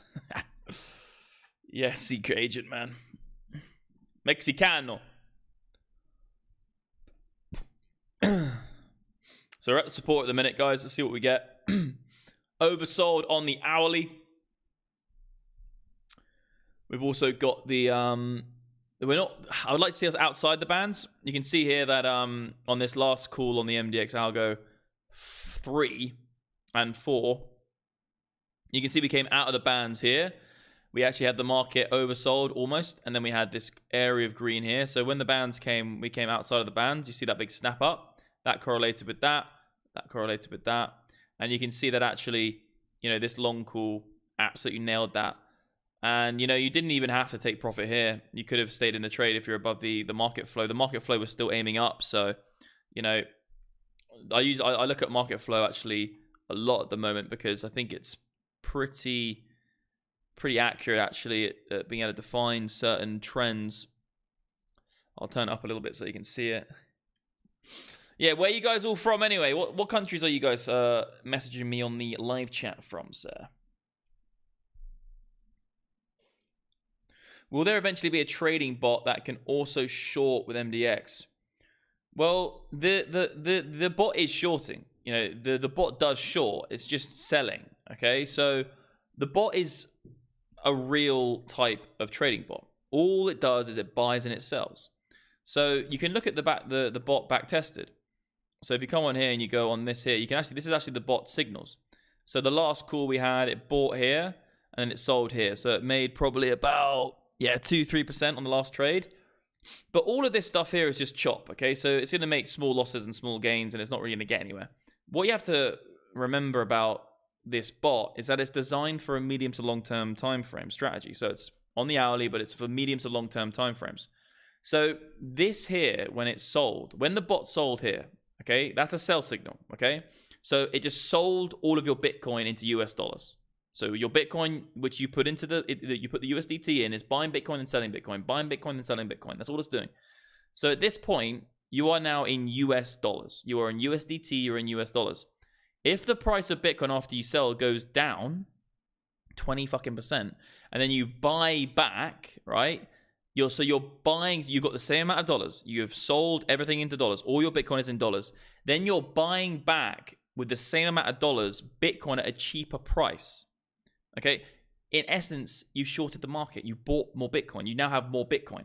Yes, it might look like the percent of the trade is down because the market went down. But it doesn't mean the amount of Bitcoin is down. The amount of Bitcoin you're making Bitcoin, okay? That's why the bot is so powerful, because it's going to show negative P&L sometimes because the price went down. But it went down 20%, but the bot's 10%, so you save 10%. So you got to remember this. Be very clear. I'm going to be very clear with you. When Bitcoin begins to go up again and the price of Bitcoin rises, then you're going to start seeing the statistics be very, very green. Because you can see here that over the last 2 years, it's made 700%. Okay, medium to long term time frame. It's over. This is 2 years. This is medium to long term. It's over 2 years. So at the minute, you're looking at 731%. So the people with the trading bot, the people who use the trading bot, and they put the money in and they forget about it, and they wait and they listen to what I'm saying. They believe that I'm saying it's a medium to long term trading strategy, which you can make money with. Okay. You can make money doing these things. Just takes a year. Doesn't take a day. Most things in life can't be done in a day. So I would say that if you do hold on to it, you're gonna reap the rewards. And all you got to do is come to mdxalgo.com, click on Trading Bot. Literally, come to mdxalgo.com right now, click on Trading Bot, and then just join Bybit and BitGet. You can see the links below, guys. There's BitGet and Bybit. They'll give you bonuses when you sign up. We recommend using BitGet because BitGet has lower fees. So if you sign up to a BitGet account, get the fucking free money they give you, and then just put it into the trading bot. And you can find how to set it up. We've got loads of stuff on Telegram. We've got loads of stuff in Discord. There's a video I've got actually showing it. I've got a video on YouTube right now. Legends, I did a video. I clipped a video today. So this video here, come and watch it. It's literally MDX Trading Bot. Just go and watch that.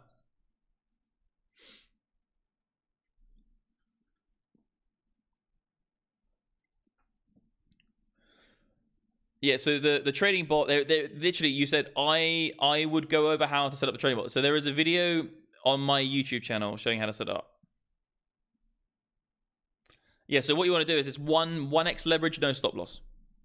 That's what you got to do. Just do 1x leverage, no stop loss, and it's set up. Nothing is free, of course. Nothing, why is nothing free? Think about why nothing is free in life. It's because things that are free, right, are only made by the will of someone doing it for charity. Human beings only really do things when they're incentivized to do things. That's why everything good in life costs something, because someone else put the time and effort to make that thing. Love and all these other things you can do, of course, you can say that, but even that comes at a cost. Even those things come at a cost. So nothing's free in life, and usually things which are free in life are shit. Because no one's going to bother putting the time and effort in to make something good that is free, because they're not getting a reward for it.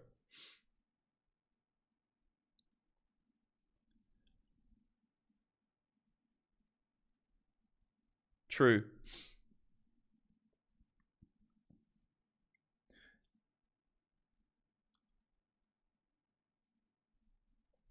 I prefer bots that trade on smaller time frames. It's more interesting, obviously. It has been back tested. Yeah, so, you know, the problem is about freaking... the problem is about using trading strategies on lower time frames is that they're going to... You know, there's profitable strategies, but the problem is that you're going to miss big moves. And that's where the real money's made. Because it's gonna trade and chop within the big uptrend. You know, me personally speaking, in my experience, you know, you make most of your money on the big, medium to long-term swings of markets or expansions in companies, or, you know, Tesla going from huge. The short-term intraday chop is kind of like the cash flow.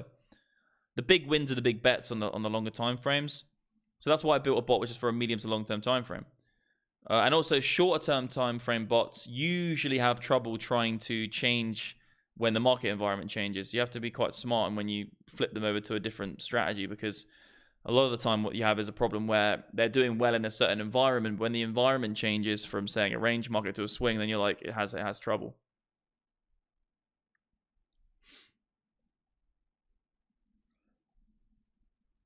You can add leverage. We don't recommend adding leverage to it.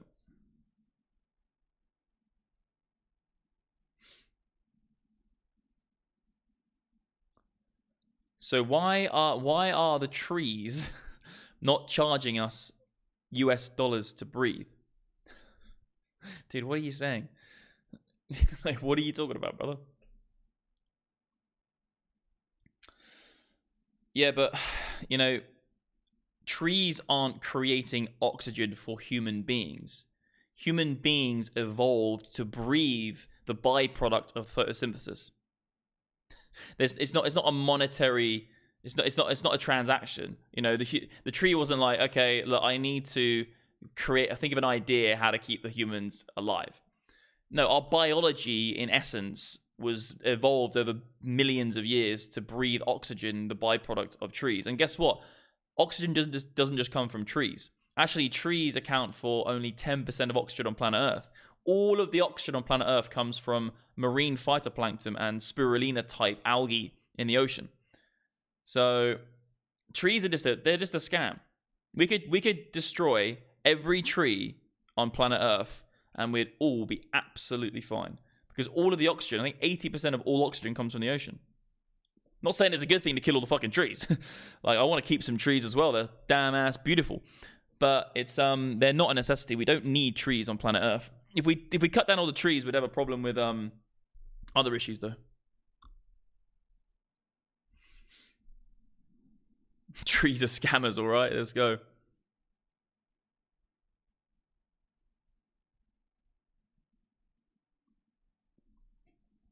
Good morning, crypto. Like, unfortunately, you haven't really thought through what you're saying.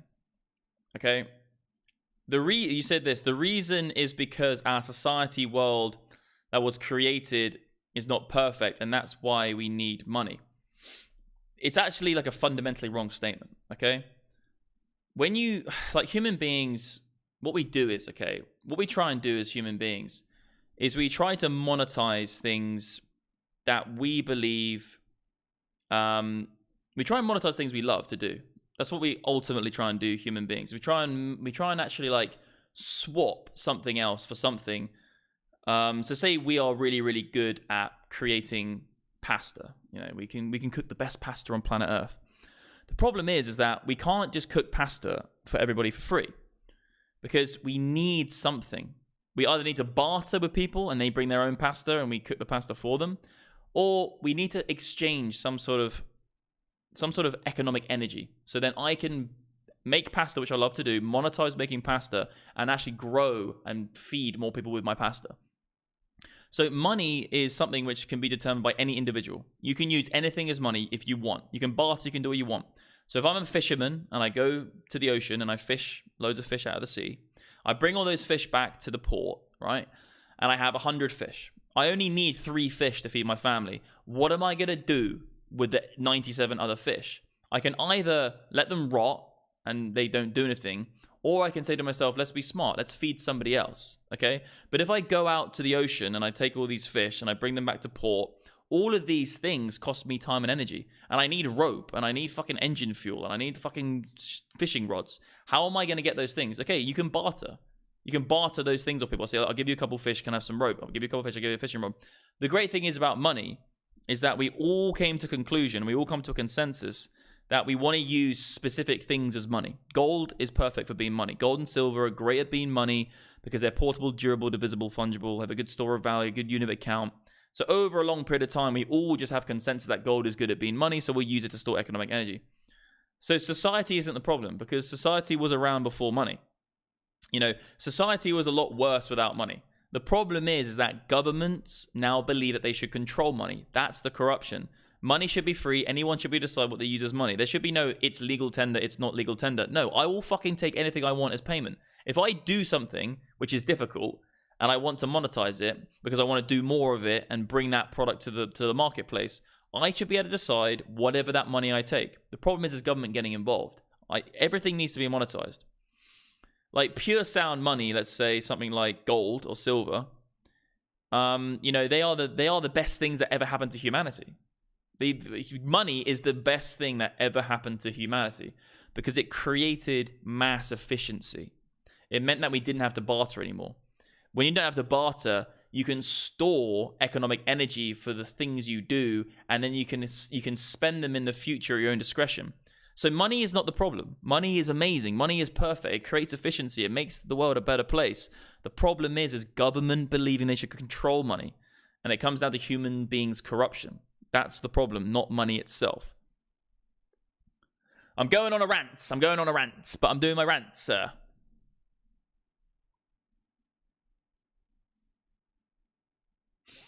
See, this will piss a lot of people off, but the true fact is what I'm saying is that this is the reality of the situation. When you really think about it, money's great. Like all these people here are like, oh, go to bed. What the fuck are you talking about? Money's bad. Then why are you buying Bitcoin? Bitcoin is money. The definition of Bitcoin is money. Like it doesn't make any sense. Like everyone's like this. Money is the problem. Money is bad. Even though everyone in this chat will buy Bitcoin because they want it to go up, so they have more money. So it's a completely flawed argument. You have to be realistic and you have to have some life experience. Because if you have life experience, you understand that if you create something which is hard to create, you want to monetize it. Otherwise, you can't create it in the first place. If you don't take money for something, if you don't take payment for the things you do, guess what? You can't fucking do them anymore. Because it costs money to buy things of other people. You need to have an exchange with someone. You got to remember, banks, fiat currency, and paper are not what money is. That's not what money is. Trees are scammers. I'm just going to sit here and rant.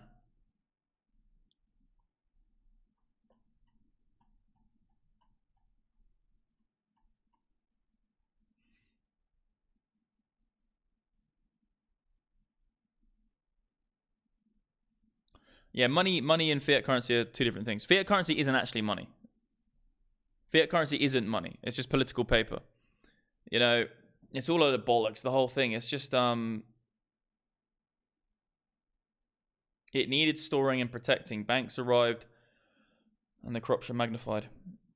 Anything you do in life, if you designate the responsibility and the trust of somebody else, eventually you'll have problems with corruption. No one else. It's a very, very famous quote. No one else will spend your money as wisely as you will spend your money. No one else will spend your money more wisely than you. So if you give your money to other people, or you give anything to anyone, if you just say to your friend, can you look after my bicycle, please? Can you look after my car? Can you look after my money? Guess what? Eventually they're going to fuck it up because they don't care about your car, your money, or your bicycle as much as you do. If you have the ownership of your things in your possession, you will look after them better than somebody else. Anything in life, if you designate the responsibility to them, they will fuck it up faster than you fuck it up. Because no one will spend your money wiser than you. That's why the whole entire system needs to come down to sovereignty and ownership and responsibility. Nobody today has any responsibility for anything they do. That is the reason we're in this situation. The world is in a situation where it is right now with extreme feminism and everyone thinking they're a fucking girl and they're a boy and problems for fucking arguments and everyone pointing the finger. The reason is because everybody blames the government now. Everybody believes that there's a blame game. No one has any real responsibility. No one wants to look in the mirror and say it's my fault. Nobody wants to look after their own shit. No one wants to learn or think or have the responsibility for their own actions. Nobody wants it. They want the easy life. They want to sit down, watch TV, put on Netflix, sit around. Oh, he's going to do all my shit. You know, my financial advisor's got it covered. My bank's got me covered. You know, it's all easy. If it's easy, it's unlikely going to be lucrative. And if it's not lucrative, then you're going to sit in your fucking cesspit. So like most people in life, it's not the money isn't the problem. It's the ability to give it away. So I agree. We need to fucking have sovereignty. I'm just sitting here ranting and like this, like, hello, I'm the king of the castle. Ask me another question, sir. Fuck you know. I'm just ranting, Leggies.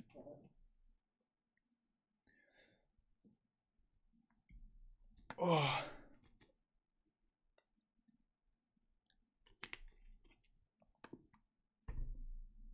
We're programmed. Of course we are. Yeah, we are programmed to be like that.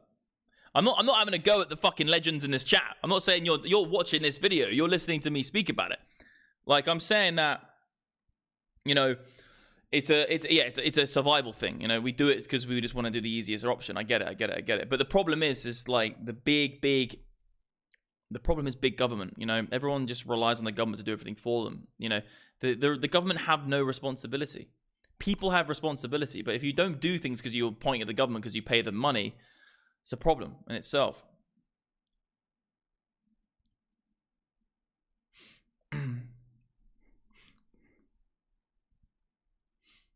This is actually quite a good point. Easy, like using trading bots for trading, lol.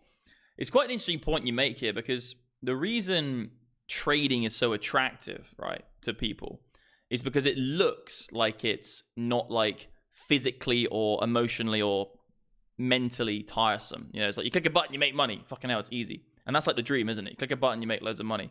I want my... What's that fucking great song? I want my money for nothing and my bitches for free. I want my money for nothing and my chicks for free. Money for Nothing by Dire Straits. So like frickin' that track is literally the funniest beat ever in the world. Like, come on, Leggies. But yeah, so it's an interesting point, because the thing is that people, it looks like trading is easy, but it just really, it's just not. And like what you're doing is with my trading bot, for an example, is that I'm saying to you, I will program something to make your life easier in the long term to medium term time frame. I will sell my experience and my expertise at creating something, monetizing it basically. Crypto stock ticker in what the fuck? Thank you for the £2, bro. Oh, .net. CryptoStockTicker.net. A little bit of an advert there, I think. Advertising, sir. Thanks for the £2. Pretty good advert right there. If you guys want to advertise anything for £2, looks like it's just easy fucking pickings on my channel at the minute.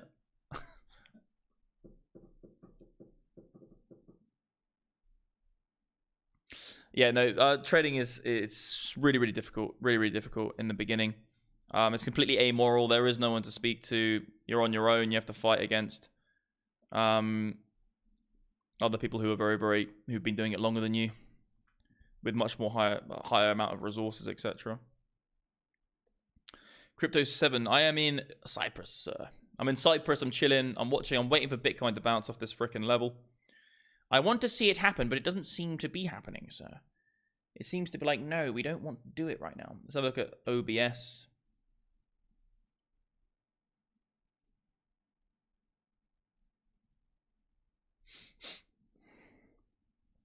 What different types of strategies have you used in the past? So I have done everything under the fucking sun. I've done every single type of trading strategy. I've tried implementing it into different back-tested systems. I've tried doing automation. I've done SR levels. I've done trend lines. I've gone into pattern recognition. I've done order flow, order books, moving averages, Fibonacci's, you name it. There's just a billion things. You can't stop. But what I've come down to is a few different... Okay, over the years, the main things I use are very... Okay, let me go from the beginning. I don't want to go on for too long. Eventually, you get to the point where you don't really need to use any indicators, okay? But I would say that there are some indicators you can use within a strategy to help you, okay? But I would say that my favorite strategy, which I use the most, which is the most simple, and things get more simple as you do it for longer, is probably a very simple SR strategy using horizontals, okay? Horizontals is kind of like, for me... It just makes sense. You know, you get a lot of people using like Fibonacci circles and then trying to like work out like, you know, oh, we have regression lines here and trend lines and all this diagonal shit. If you really think about price action, it's 1, 2, 3, 4, 5, 3, 6, 7. It's a ladder up and down. That's what price is. It goes up and it goes down. You know, when there's something diagonal where you're looking to find support, it works, but it doesn't really make sense to me. So for me, You know, my favorite strategy is just simply support and resistance. An SR strategy, levels which have been support turn to resistance, and levels which have been resistance turn to support. I believe, you know, that type of looking at the market in that lens is the best way. And then trying to play like the false breakouts or the deviations of them. So say you get a scenario where you're coming up into resistance like this. So you've got Bitcoin, obviously, uptrending market. One second. Uptrending market. This is the next resistance I'm really looking at, because that's where we found resistance before. You can see how we've come up into it, and actually we've broken it and then got a deviation. So this is where we've changed the direction. We've deviated from resistance. We've come into the order book. You can look at order books as well. And then we've deviated and gone the other direction. So this for me is a very nice looking short opportunity. And then also I do like the retest, because, you know, it's actually more risky to go for this now than wait for this and then the lower high at resistance. That's actually a less risky way to implement a support and resistance strategy as a whole. But there's loads of stuff, man. I've looked at the indicators use a whole host of different things. We have probably 8 or 9 different strategies built into this. We have obviously the buy and sell signals, which use a whole load of combination of different things. We have the moving averages. We have the market flow. We've got the momentum indicators. Overall, generally speaking, this comes down to either you want to do reversal points. So you can do pivot plays or reversal points. These orange dots, you would call these, you know, reversal points or pivot plays, which in confluence with certain support and resistance levels can be quite powerful as well. And then and also just to be completely honest with you as well, DCA. Never forget the classic DCA. You know, DCA is definitely one of my most profitable strategies, because DCA is just the simple fact of buying over a long period of time when things are generally oversold and selling when they're overbought, like laddering in, laddering out. You know, never forget the fucking DCA, legends, because definitely made huge amounts of money DCAing Bitcoin when it was 3,000. I made a lot of money when I was DCAing Bitcoin when it was $600. Like, those are very, very good trades. But the difference is that for those trades to be good, I had to wait a long time. So there's this synergy between making money quickly, having a lot of risk, or making money slowly and having a less amount of risk, you know? Kind of goes both ways. The 4th pillars. Max, how did you originally get into trading? It's a long story. I don't want to bore you guys to death because I've told it many times. But I got into trading because of the sheer fact that I wanted to work for myself. And I've been fired. I have the record in my life of being fired from every job I've ever had. I've never done a job for somebody else and not been fired forcefully. It's never happened to me. I've always been fired from everything I've had. So I knew from a young age that, you know, it was going to be difficult for me to just work for somebody else. I'm just not really built like that. I just can't fucking... I can't really do it in terms of, babe, you okay? I can't really do it in terms of I just don't have the motivation to do it, and I just fucking end up just doing stupid shit. So I knew from an early age that I need to do something for myself. I did it about 21, 22. I started looking into FX markets. I was looking at the Aussie dollar to the pound. I was actually in Australia at the time. I was trading Forex, basically currency markets. I did some individual stocks and shares. You know, I looked at some other stuff I was doing. Mainly trying to do like kind of continuation plays. I was using moving averages, bar charts. I was using bar candles and stuff. It did okay. It was a good learning experience. But I got into like that kind of stuff, and then about 3 or 4 months in, no, longer than that, actually, probably about a year or so in, maybe 1 year in or a year and a half in, then Bitcoin became a thing on my radar, because everyone who was trading at the time, we suddenly had this new thing on the radar, and it was like, hello, Bitcoin. It was at $400, $500, $600. And, you know, when we saw those types of tickers going off, at the time it was quite stagflation-y, like the fucking currency markets were a bit flat. It was boring. Bitcoin was the most unboring thing. So I just kind of went like, okay, let's have a look at this. Bought some at $600, it went to $3,200, and I was like, oh shit. That's the best trade I've done in a long time. It's actually probably still one of the best trades. Okay, from that point, that was probably my best trade I've ever made in terms of the amount. It went up fucking 5x in a matter of a month. I was like, okay, let's start learning about this. And then it dropped down to $1,800, and then I just went all in. I just said, fuck this, you know. I'm going to take this trade on the correction. And the whole narrative was, you know, it was buy the dip back there as well. It was a smaller market. It was probably 100th of the time, well, the size it is now. But the narrative then in the trading community was buy the dip on this one. So I literally just bought the dip. It went from $1,800 to $20,000 in 6 months. 20x'd my money overall from 600. I only really put in about $10,000, but it still turned into 200k. And I was like, okay, that's enough money now for me to put aside. And then really start doing this more seriously. And then that's where it really got really good in that bear market. I sold a lot of altcoins, made a lot on alt. I did a lot of altcoin plays. I still kept my Forex kind of stuff going. I still do trade stocks as well. But then I kind of just called myself in 2019 MDX Crypto. I'm not called MDX FX or MDX fucking MDX Tesla or MDX fucking gold. No, it's MDX Crypto because we're all here for the growth story, guys. We are all here for the growth story. You know, you can be still in the currency markets now, but I would say that you've just got to be. I think it's just absolutely ignorant people who say like, no, you know, why would I get into Bitcoin? I'm like, what are you talking about? Like, even if it goes to zero, like, it's still worth being in a market this volatile. Like, the whole premise of being a trader is you want action. You want to have fucking opportunity. I trade gold on Phemex. There should be a link in the description, actually. If you go to the links below, let me check, actually. Did I put it in? Maybe I took Phemex out. No, yeah, so go to the description box below.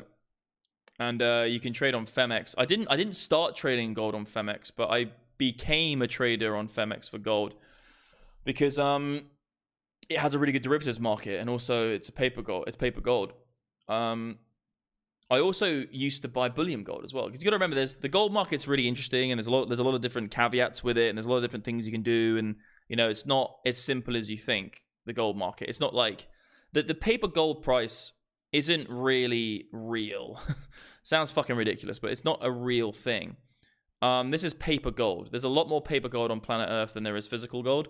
So this is more of a trading derivatives market where you can make gains, you know, from the contracts you buy from it. But this is not going to do you any good if you want to use it as a safe haven asset or anything like that, because if gold does go very high in price, if you want to redeem that, you can't. So, you know, I do think this is going to go high, by the way, guys. This is one of my trade setups for gold.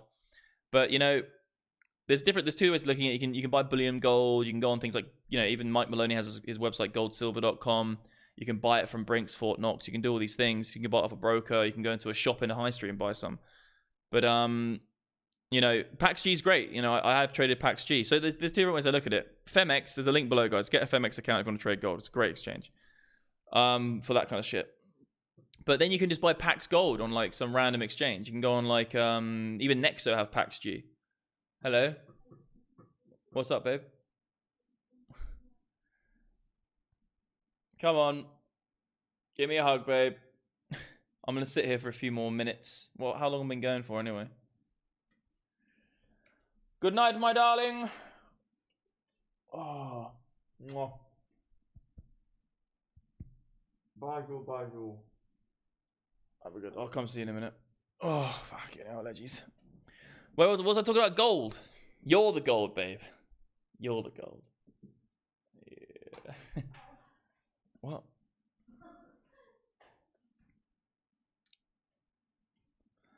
Yeah, so gold. Trade it on Phemex. The link is in the description. And yeah, you can buy bullion gold as well.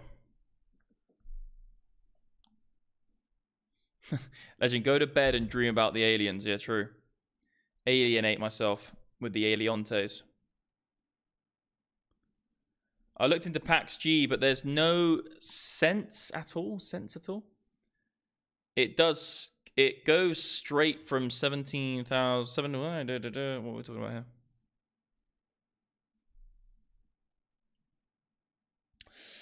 I like gold. I traded gold for 2 years straight in the 2019 bear market.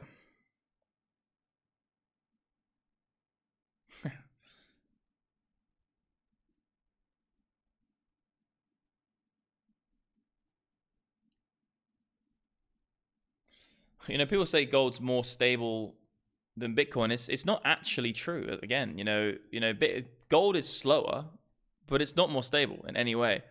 Do you think that chart looks stable to you? This doesn't look stable in US dollar terms. You know, gold has a gold drawdown. It has like 50% drawdowns. That's a 35% drawdown. This is a, can't even read the number, 40% drawdown. You know, this is gold came down 60%, 70% drawdown since 1971. So gold trades very, very similar to Bitcoin. But gold just does it on a much higher time frame. So gold will do this over decades. Bitcoin will do this over years. And but it's the same asset, you know, because gold and Bitcoin are the same thing. The value proposition of gold is the same as Bitcoin because Bitcoin is money and gold is money. They're both money. They're both the same thing. They're like, everyone's like, no, they're different. It's like, no, they're not. Bitcoin was sculpted to be like gold because gold is money. Gold historically is the definition of money. The purest form of money you can ever have on planet Earth is gold, historically speaking. Bitcoin's a very new asset class. So if an alien came down to fuck a planet Earth and was like, we're gonna analyze what these little human beings have been using for money for the last 30,000 years, guess what? They'd all come to the conclusion that gold is the best money because it's been around for the longest. It's been around since the Egyptians. So it's not stable. You know, if you want to talk about stability, like Bitcoin is the ultimate stable coin. Bitcoin is a stable coin because there is a stable amount of circulating supply, not circulating total supply. There is a 100% fixed supply of Bitcoin. So Bitcoin is a stable coin because you always know that the amount of Bitcoin you've got in relative terms to what there is in the circulating supply and the max supply. So Bitcoin is the only stable coin on planet Earth actually stable. Gold is a stable coin as well, but the thing about gold is, you know, the value of gold is weight. So, you know, if you've got one fucking Bitcoin and there's 21 million Bitcoin, you know you've got 1 out of 21 million. If you have 1 ounce of gold, you know you have, if you have 1 ton of gold, you know you have 1 ton out of 175,000 tons. So gold is about weight. Bitcoin is about code, right? That's the actual way you denominate how much money you have in gold. So if you went back to 1900s and you came up to someone and you said, I have 5 grams of gold, they would understand what you meant. Or you said, I have 1 ounce of gold, because they know that 1 ounce of gold can buy you something, can buy you a suit or something like that. So it's about weight. The price of gold is irrelevant. The price of gold is only determined on what the other thing you're pricing it in. So they used to price gold in copper in the Roman Empire. So Bitcoin is the ultimate stable coin. Fiat currency is not stable because they create more of it. Like, it's so funny how we call the US dollar a stable coin. Like, the world is literally fucked, legends. People call the US dollar a stable coin even though governments can print it like monopoly paper, okay? Then people have the cheek to say that Bitcoin is not a stable coin, even though it has a fixed supply of 21 million. Then we realize that everybody thinks that the US dollar is backed by gold. It's like we're running around on receipts which are backed by nothing. It's just fucking hilarious. We're going to look back at, like, humanity will look back at this and be like, what were those animals doing? Those absolute muppets.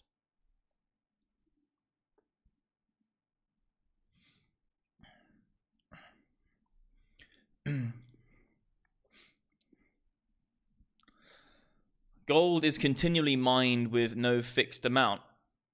Yeah, but gold has been better at money for thousands of years, because you got to remember, if you go back to 1850, the inflation rate of gold was near to zero, because in 1850, if you wanted to mine some gold, you'd have to go dig it out the ground with your hands. So it meant that the inflation rate was very, very low. So it meant that, in essence, basically gold had a fixed supply, because it was a very slow inflation, maybe like 0.5% a year, maybe less. But it was so difficult to mine gold that there wasn't any new gold being put into circulating supply. So gold's been great at money for thousands of years because it's so difficult to get out of the ground. Nowadays, there is an interesting argument, because now people can mine gold 1,000,000 times better than they ever could in history. They can go down miles to get out of the ground. So the inflation rate of gold has gone up much, much higher. There is, generally speaking, a fixed amount of gold on planet Earth. Like, there is going to be eventually all the gold used on planet Earth, and it's not economically or logically or even theoretically possible ever to fly to an asteroid and mine it for gold. It's impossible for this to happen.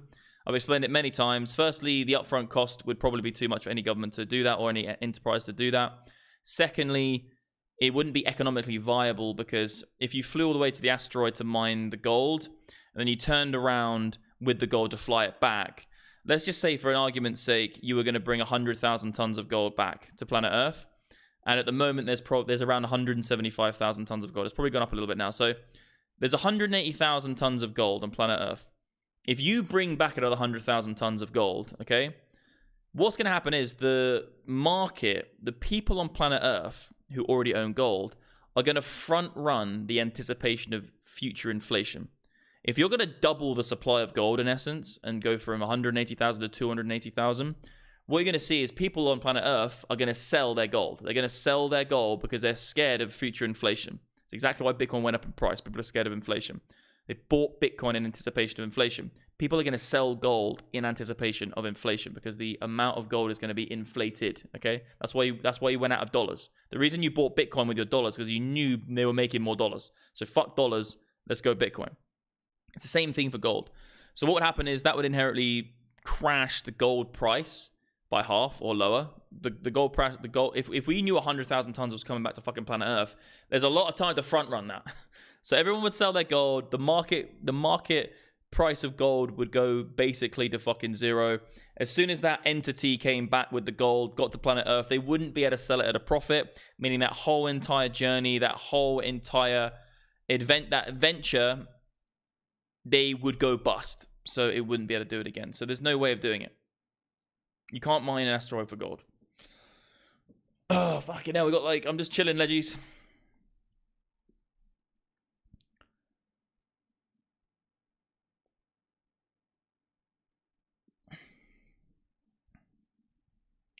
Yeah, you can mine gold. I'm not here to say gold's better than Bitcoin. I think Bitcoin's better than gold. I'm just saying that gold historically has been better than Bitcoin, because Bitcoin's only been around for fucking 10 years. There was no Bitcoin in 1850. Gold has done an amazing thing for humanity. It's the best. It is money. So pure sound money is an incredible thing, innovation for human beings, because it creates mass efficiency.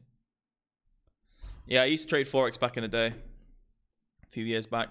Don't really look at foreign exchange anymore. If I would do, I'd go on Prime XBT. There's an exchange below called Prime XBT, where you can actually trade foreign exchange markets with Bitcoin. And you can also do a whole lot of other shit as well. You can trade fucking gold on there as well. Prime XBT is a good exchange. I don't know if I've got the link below. Let me just have a look for you, leggies. Yeah, so the link isn't actually below for Prime XBT. It is a good exchange, though. If you go to mdxalgo.com, so come to dashboard, mdxalgo.com/dashboard. Just type in mdxalgo.com/dashboard, or go to the landing page and click dashboard.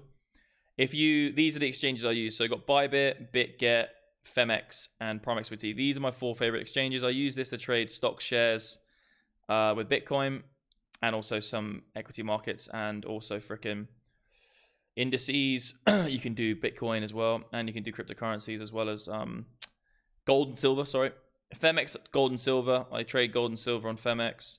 BitGet, Bitcoin, and altcoins. Bybit, Bitcoin. So you come to mdxalgo.com. You can actually click these links, because every single exchange will give you thousands of dollars when you sign up for free, so you can get started in the exchange. All the links are below me as well. My face, you can probably see my face on the screen. They're below me, sir. Me.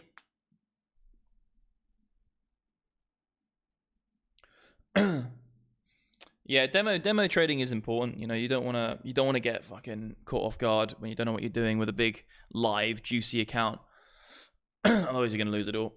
You want to simulate, you want to paper trade for a bit, and then eventually move to real money. But then you're going to learn the lessons a lot harder when you're actually doing it with the real money. What you'll probably find actually is that you'll be, look, the long to short ratio just flipped massively. Wow, look at that. Straight off the bat.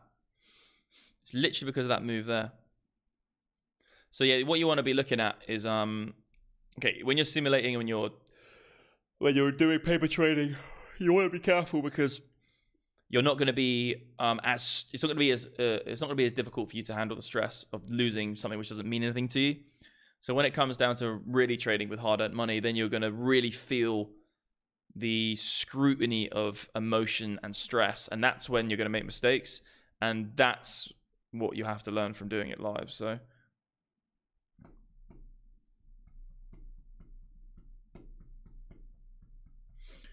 how do you draw your trend line from certain candles on TradingView rather than across the whole screen? So nice simple fix here. If you click like something like this, when you hold control, it'll like snap to grid to the nearest. It'll snap to grid like that, so you can actually just get it to go from thingamajig to thingamajig, wick to wick. And also you got raise. So you've got these ones which are, they go across the whole screen. Then you have these ones which are raise, and these ones only go from like that.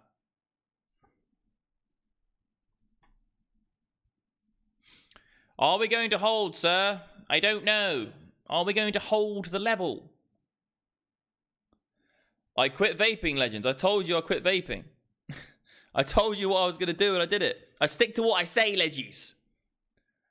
Yeah, no, I quit vaping because I vaped 100 e-cigarettes things, the disposable ones, in 2 weeks.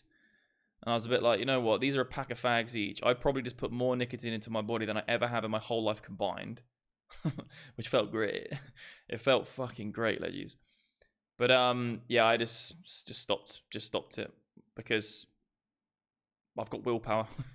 Simple as I still feel the need, like the feeling of wanting to smoke an e-cigarette, like have fucking vape and get the nicotine, but I just have willpower and I just break through it. And the longer you go, the easier it gets. Most people in life would do a lot better if they just thought a little bit more about things and had a bit of willpower. Because most people don't even have the willpower not to eat lots of food. Like, most people don't even have the willpower to not get fat. And I don't give a fuck if you're more genetically prone to getting fat than somebody else. If you went to a forest and you had no food, you wouldn't be able to eat. If you could only eat berries and you could only eat live animals, you would be very thin. So just think in your mind, okay, imagine if the shop wasn't there. Imagine if the Tesco's wasn't there. Imagine if the fucking Walmart wasn't there. Have some fucking willpower. I'm sick to death of all these people online like, yes, but I have a disease. It's like, guys, just fuck off. You don't have a disease. You literally just don't have willpower. You can do it. Like, you're not, if you can't fucking do that one thing, just what are you doing? And even if you're addicted to sugar, you're addicted to high fucking fructose corn syrup, it doesn't make a difference. Just don't do it. If I want to smoke cigarettes and I want to do vapes, I will. But if I don't, I'll just have the willpower to stop. No, I do smoke every now and again, yeah. So, like, if I'm out and about, you know, having a few pints, few drinks, gin and tonics, parties, I'll smoke at parties. I smoked for years when I was at uni and shit. I smoked on and off, but when I know I need to stop, I stop. That's what I say to myself. I can't be addicted to anything. I know I can't be addicted to anything because even if I felt like I was getting addicted to something, I know that I could just say to myself in my mind, just say no. Even if I felt like I really needed it and I wanted it and I was craving it and I was like, oh my God, I'll literally just be like, no. Just think in my mind as though it's not even a possibility. Just be like, it can't happen. And if it was really, really bad, then I would fucking just go somewhere and just lock myself in a freaking room. Or just go to fucking some country where it's not even accessible. Like, I know some people who get like addicted to weed and shit and like drugs. It's like, okay, well, just go somewhere where you cannot even get them. Like, you're literally just like in your suburban little nightmare out on the outside of London. You're like, yeah, I'm addicted to marijuana. It's like, well, go somewhere where it's not even available. Just fucking do something. We're doing a fucking Andrew Tate style freaking motivational speech here, but it's just the truth. No one sucks dick for weed. Dude, what? Yes, they do, bro. Yes, I guarantee you there is someone in the planet right now who is so addicted to marijuana and is so low with self-esteem and is so broken by society that right now there is probably someone sucking a D for 10 fucking grams of weed or 1 gram of weed. It's sad, but it's probably happening right now. Shit. Need to waste my cash on that high lev. Yeah, let's go, brother. What do you think about Andrew Tate? Look, Andrew Tate has an opinion. I don't agree with everything he says. I don't disagree with everything he says. He has an opinion. He should be able to say what he wants. I think Andrew Tate is... I think he's probably not as smart as most people think. I think he's good at articulating his points, and he's good at... He has confidence. But I don't truly believe that he is that intelligent. I don't truly believe he really goes down the deep dive with like fundamental things he speaks about. Like when he talks about inflation, he talks about crypto, and he talks about like what we need to do for society. You know, he says like, you know, Elon Musk should have the power to do anything with Twitter. And then he goes and says, oh no, well, you know, social media platforms should be regulated because they're dangerous. It's like, that doesn't make any sense. Why does Elon Musk get to do what he wants and then another social media company doesn't? The whole slave mind thing is a scam. Like, guys, it's not slave mind. Like, it's not slavery in any way at the moment. Or you can literally, if you just had a bit of willpower, what people think slavery is today is not having the willpower to not go on fucking Instagram and Netflix and watch movies and listen to news. Like that's slavery today. People not having willpower. So the whole slave mind thing is basically just like a marketing stunt. His whole company is a pyramid scheme, which I'm fine with. I don't care about pyramid schemes. I don't think pyramid schemes are even bad because like people are still buying it because they want to. But his company, his course is nothing revolutionary. He's just like a real confident Micho, like he's like the typical jock, you know, and everyone just likes his confidence. So I like him. I think he's a good guy. I've met him before as well. I met him in Dubai at a party, and I'll probably meet him again when I'm in Dubai. But I'm not here to fucking say he's a fucking god because he's not. He just isn't a god. He's not a genius. He's not a god. He's not what he says he is. But I do really like the fact that he speaks his mind, and I know the things he does know about. Sorry, just give him a little bit of fucking respect. The things he does know about, and he does have a very deep understanding of, is the relationship between men and women. And I think that part of him, and some of it's quite extreme, but that part of him is the part which he is an expert in. He's an expert in that field. A lot of the stuff he talks about, he doesn't really know about. He contradicts himself. There's no real solutions. You know, with me, what I try and do when I think about something is I try and think about a solution to the problem first. So say like, why is everybody fucking doing gender fluid shit? Okay, maybe it's to do with the government. Like, I try and think of a solution for things. All he's really doing is battering the problem and saying, beating the drum of slave mind by my course. That's kind of what he's doing. He's not really thinking of big, overall, general, you know, big generalized solutions for things. And like, also he kind of has this knack of like not really understanding. He doesn't understand inflation at all, stuff like that. I don't know. Anyway, but he knows about men and women. I like that part of him. You're in the Matrix by the course, exactly. It's just like, no, dude, your course is not going to get you out of the Matrix.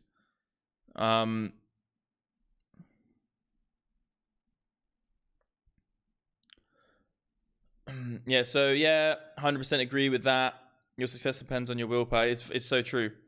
Layla, oh, that girl on Twitter, Layla. Yeah, she's you know, just beating on the drum of the whole slave mind thing as well. I think it's good for her. At the end of the day, she's a woman doing it, so she's going to get a lot of attention. I understand the business move. I understand the marketing of it. It's smart. You know, most of the stuff they're saying, they must not believe because, come on, guys. I almost look at it as this. You know, the whole like someone's out to get you. Slave mind, there's a big brother in the building, everything's stacked against you, it's really difficult to make it, they're trying to brainwash you. I feel like this thing, this type of this angle people go towards as a way to get a following and a liking and people to like kind of be on their side, I feel like it's kind of like a cheap route to get a little bit of like publicity, because I believe that it's kind of like everyone's rallying together for this cause, which is allowing people to blame somebody else for something. Like, guys, there might be problems with slave mind in the world, okay? There might be issues that there's some sort of government organization or big media and they're in bed with each other on these kind of problems. But let's not fucking forget the fact that 100 years ago, people who were 25 years old were forced to go and die on Normandy beaches to fight the Second World War. Let's not forget about all the people who were murdered in concentration camps and forced by fucking Nazis and being gassed. All of the tyranny and all the slavery in America and all the problems we had before that in the Roman Empire and the Egyptian slaves and all these fucking... Like, think about everything humanity has been through. Think about all of those immensely disturbing, like, even unbelievable acts against human freedom in our past. Like, it's been happening for thousands of years. And then you've got people who are beating on the drum of slave mind, and you're living in a hard time. It's the hardest time to be alive. Look at all these broken, disabled, sad men. And all it takes is a little bit of willpower to get out of it. And it's sad, really. But I think, like, it's a bit of a cop-out.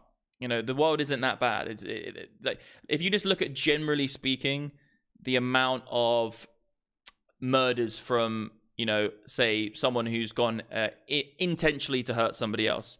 Generally speaking, that number has been going down for the last 5,000 years.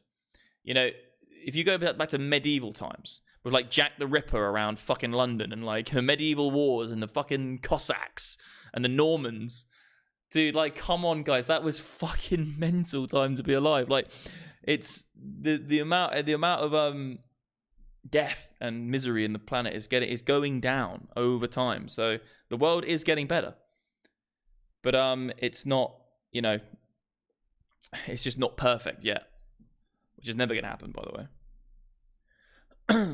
Of course, it's the greatest time in human history ever to be alive. Secret Agent Man, you're just spot on. Like, it's literally is. It's such a great time to be alive. Like, we have so much freedom. You know, even if there is all this tyranny with slave mind, all this kind of shit, and, like, you know, governments and whatever, at least, you know, even Nixon, you know, even that era, even fucking assassinations of presidents, you know, that's not really much of a thing. Like, if you really think it's that bad, you know, why isn't fucking Donald Trump? Why didn't Donald Trump get assassinated by the other side? You know, he didn't. He's still here. He says a lot of crazy shit. He's still here. No one's hurt him. So I feel like the whole thing's a bit blown out of proportion. We live in a good time. The world is getting better. People are fundamentally programmed to be positive rather than negative. You know, negative emotions will not last in your mind. I think it's a positive emotion will last 3 times longer in your mind than a negative emotion. Sorry. Let me get this completely correct. The statistics. So the study was done on like 5,000 individuals who were going through like either really bad breakups, marriage problems, loss of family, children, death, loss of family, friend, whatever. They had this 1,000, 2,000 people all going through similar types of traumatizing times, and they would like hook them up and they would try and see how long certain memories, how long would memories of certain things happening to them last in their brain. And they found that negative memories were forgotten like so much quicker than positive memories. So I think it's 300% or 3 times longer a positive memory would last in your memory. And also they found that negative memories could always be eventually masked, but positive memories wouldn't. So you'd always remember something in your childhood of something which was good. Yes, you can have times where bad things can happen and you never forget that. Of course, there's going to be times where shit hits the fan, like fucking child abuse or molesting or fucking rape. That is obviously never going to go away. But they still found that, generally speaking, positive memories would stay in your brain for a lot longer. And even negative memories would be wiped out eventually, even shit, which is crazy. So we're fundamentally good things. We're good animals. No, I'm not vaccinated, no. Folks, are you aware of liberties are being infringed? Folks are aware their liberties are being infringed. Not that we haven't improved over history. Yeah, liberty is being infringed by government. It's true. But the extent of how far government will go to take away that liberty is a lot less significant than what they would have done in the past. So, like, let's say a government taking away someone's liberty in, say, for instance, the Mongol Empire, or the Ottoman Empire, or the Persians, or the Battle of the Peloponnesian Wars, or the Roman Empire. The extent that a government would go to take away your freedom is child's play in comparison to what somebody or a government or an entity or a leader or an emperor would do in the past. Like, the Mongols would just come and they'd just kill you. If you stood up against the leader, you would just be killed. So like, the government aren't killing you if you're standing up against them. They're allowing you to do what you want, but they're trying to influence you. So the difference between influence and influencing someone and getting fucking murdered is a lot different.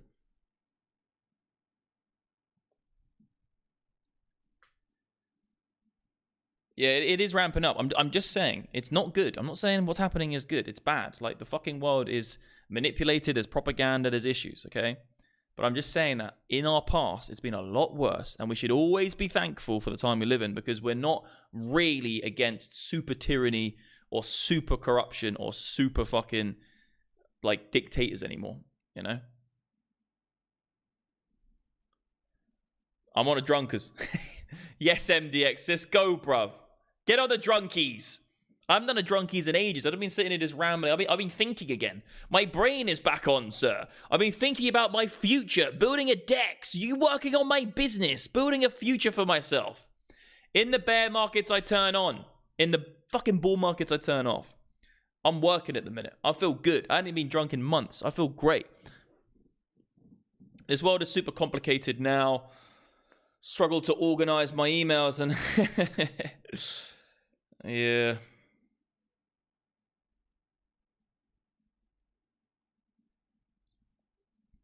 The back end of my DEX is actually done. I got a good team, good structure. When it's all launched, you'll see who's a part of it.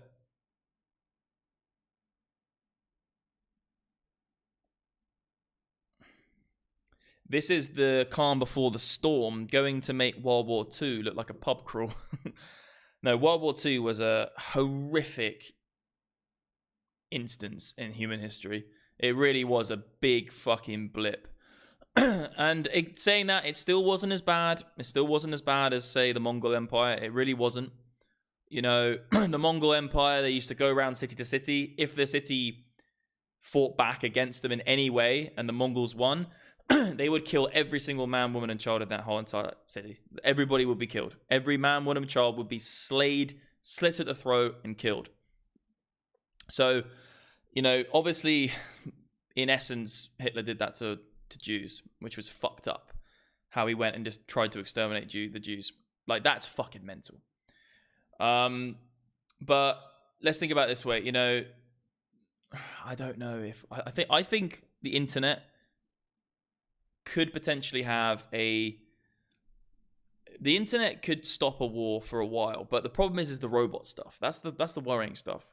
When robots are fighting robots, and then if the one robot army loses, and then the one robot army wins, and then an army of robots kills a whole load of people, then does that actually come down to the nation which created those robots? Does it come down to murder? If I say to my robot, go and kill someone, well, this is going to happen, legends. I'm not saying this is going to happen. And then the robot kills somebody. Do I get done for murder, or is it the robot? Like, no one could prove that I told the robot to do it.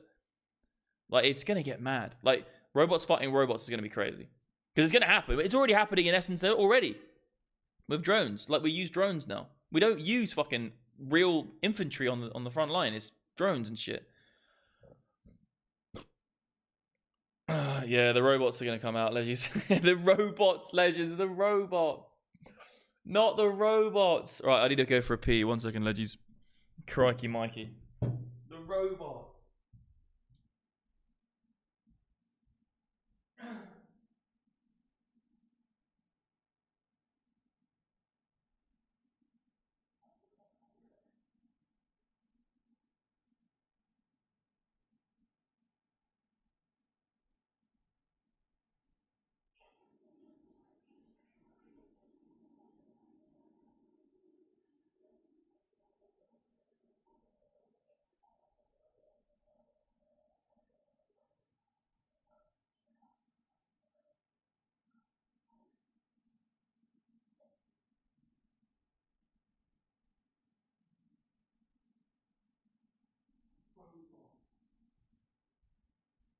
I'm not happy about the robots, legends. Seriously not happy about the robots. That is going to be mental. It might not even be a bloody war, though. You might not, like, human beings might not even be killed. The robots might just kill the other robots. If you haven't got any robots left, you just surrender and then you become slaves to the robots.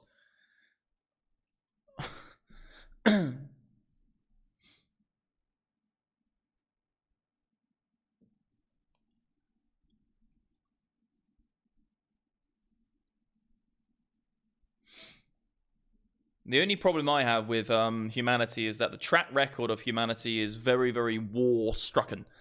Hasn't really been a time where human beings haven't been at war with each other, so I don't know if I'm prepared to bet against that trend anytime soon. It's been decades, if not centuries of thousands of years, millennia of human beings fighting each other. So it's difficult to come to the conclusion to bet against the millennia trend of war. And obviously that war, there is still wars today. So like, when's that going to end? I can't really bet on. I'm not really going to try and time the top of that trend, sir.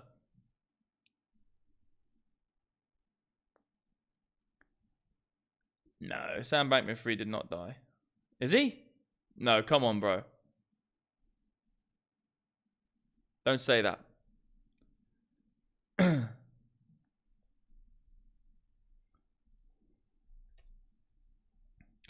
be mental if he is.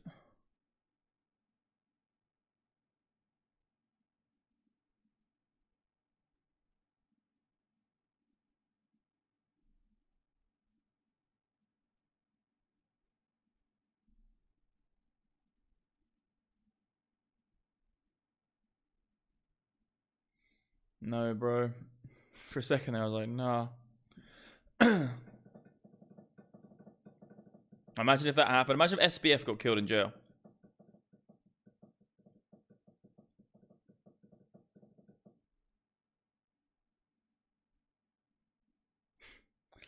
Come on, Crunk. He's not overdosed.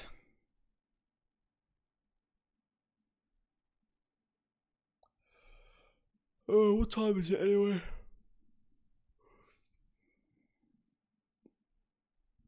Can we please just find support and just go up? We'd really enjoy that, sir. Right, ladies, I've been streaming for ages. I think I might hit the hay. Chill out, you know? Merry Christmas to all you leggies. I'll probably be doing some drunk streams over Crimbo.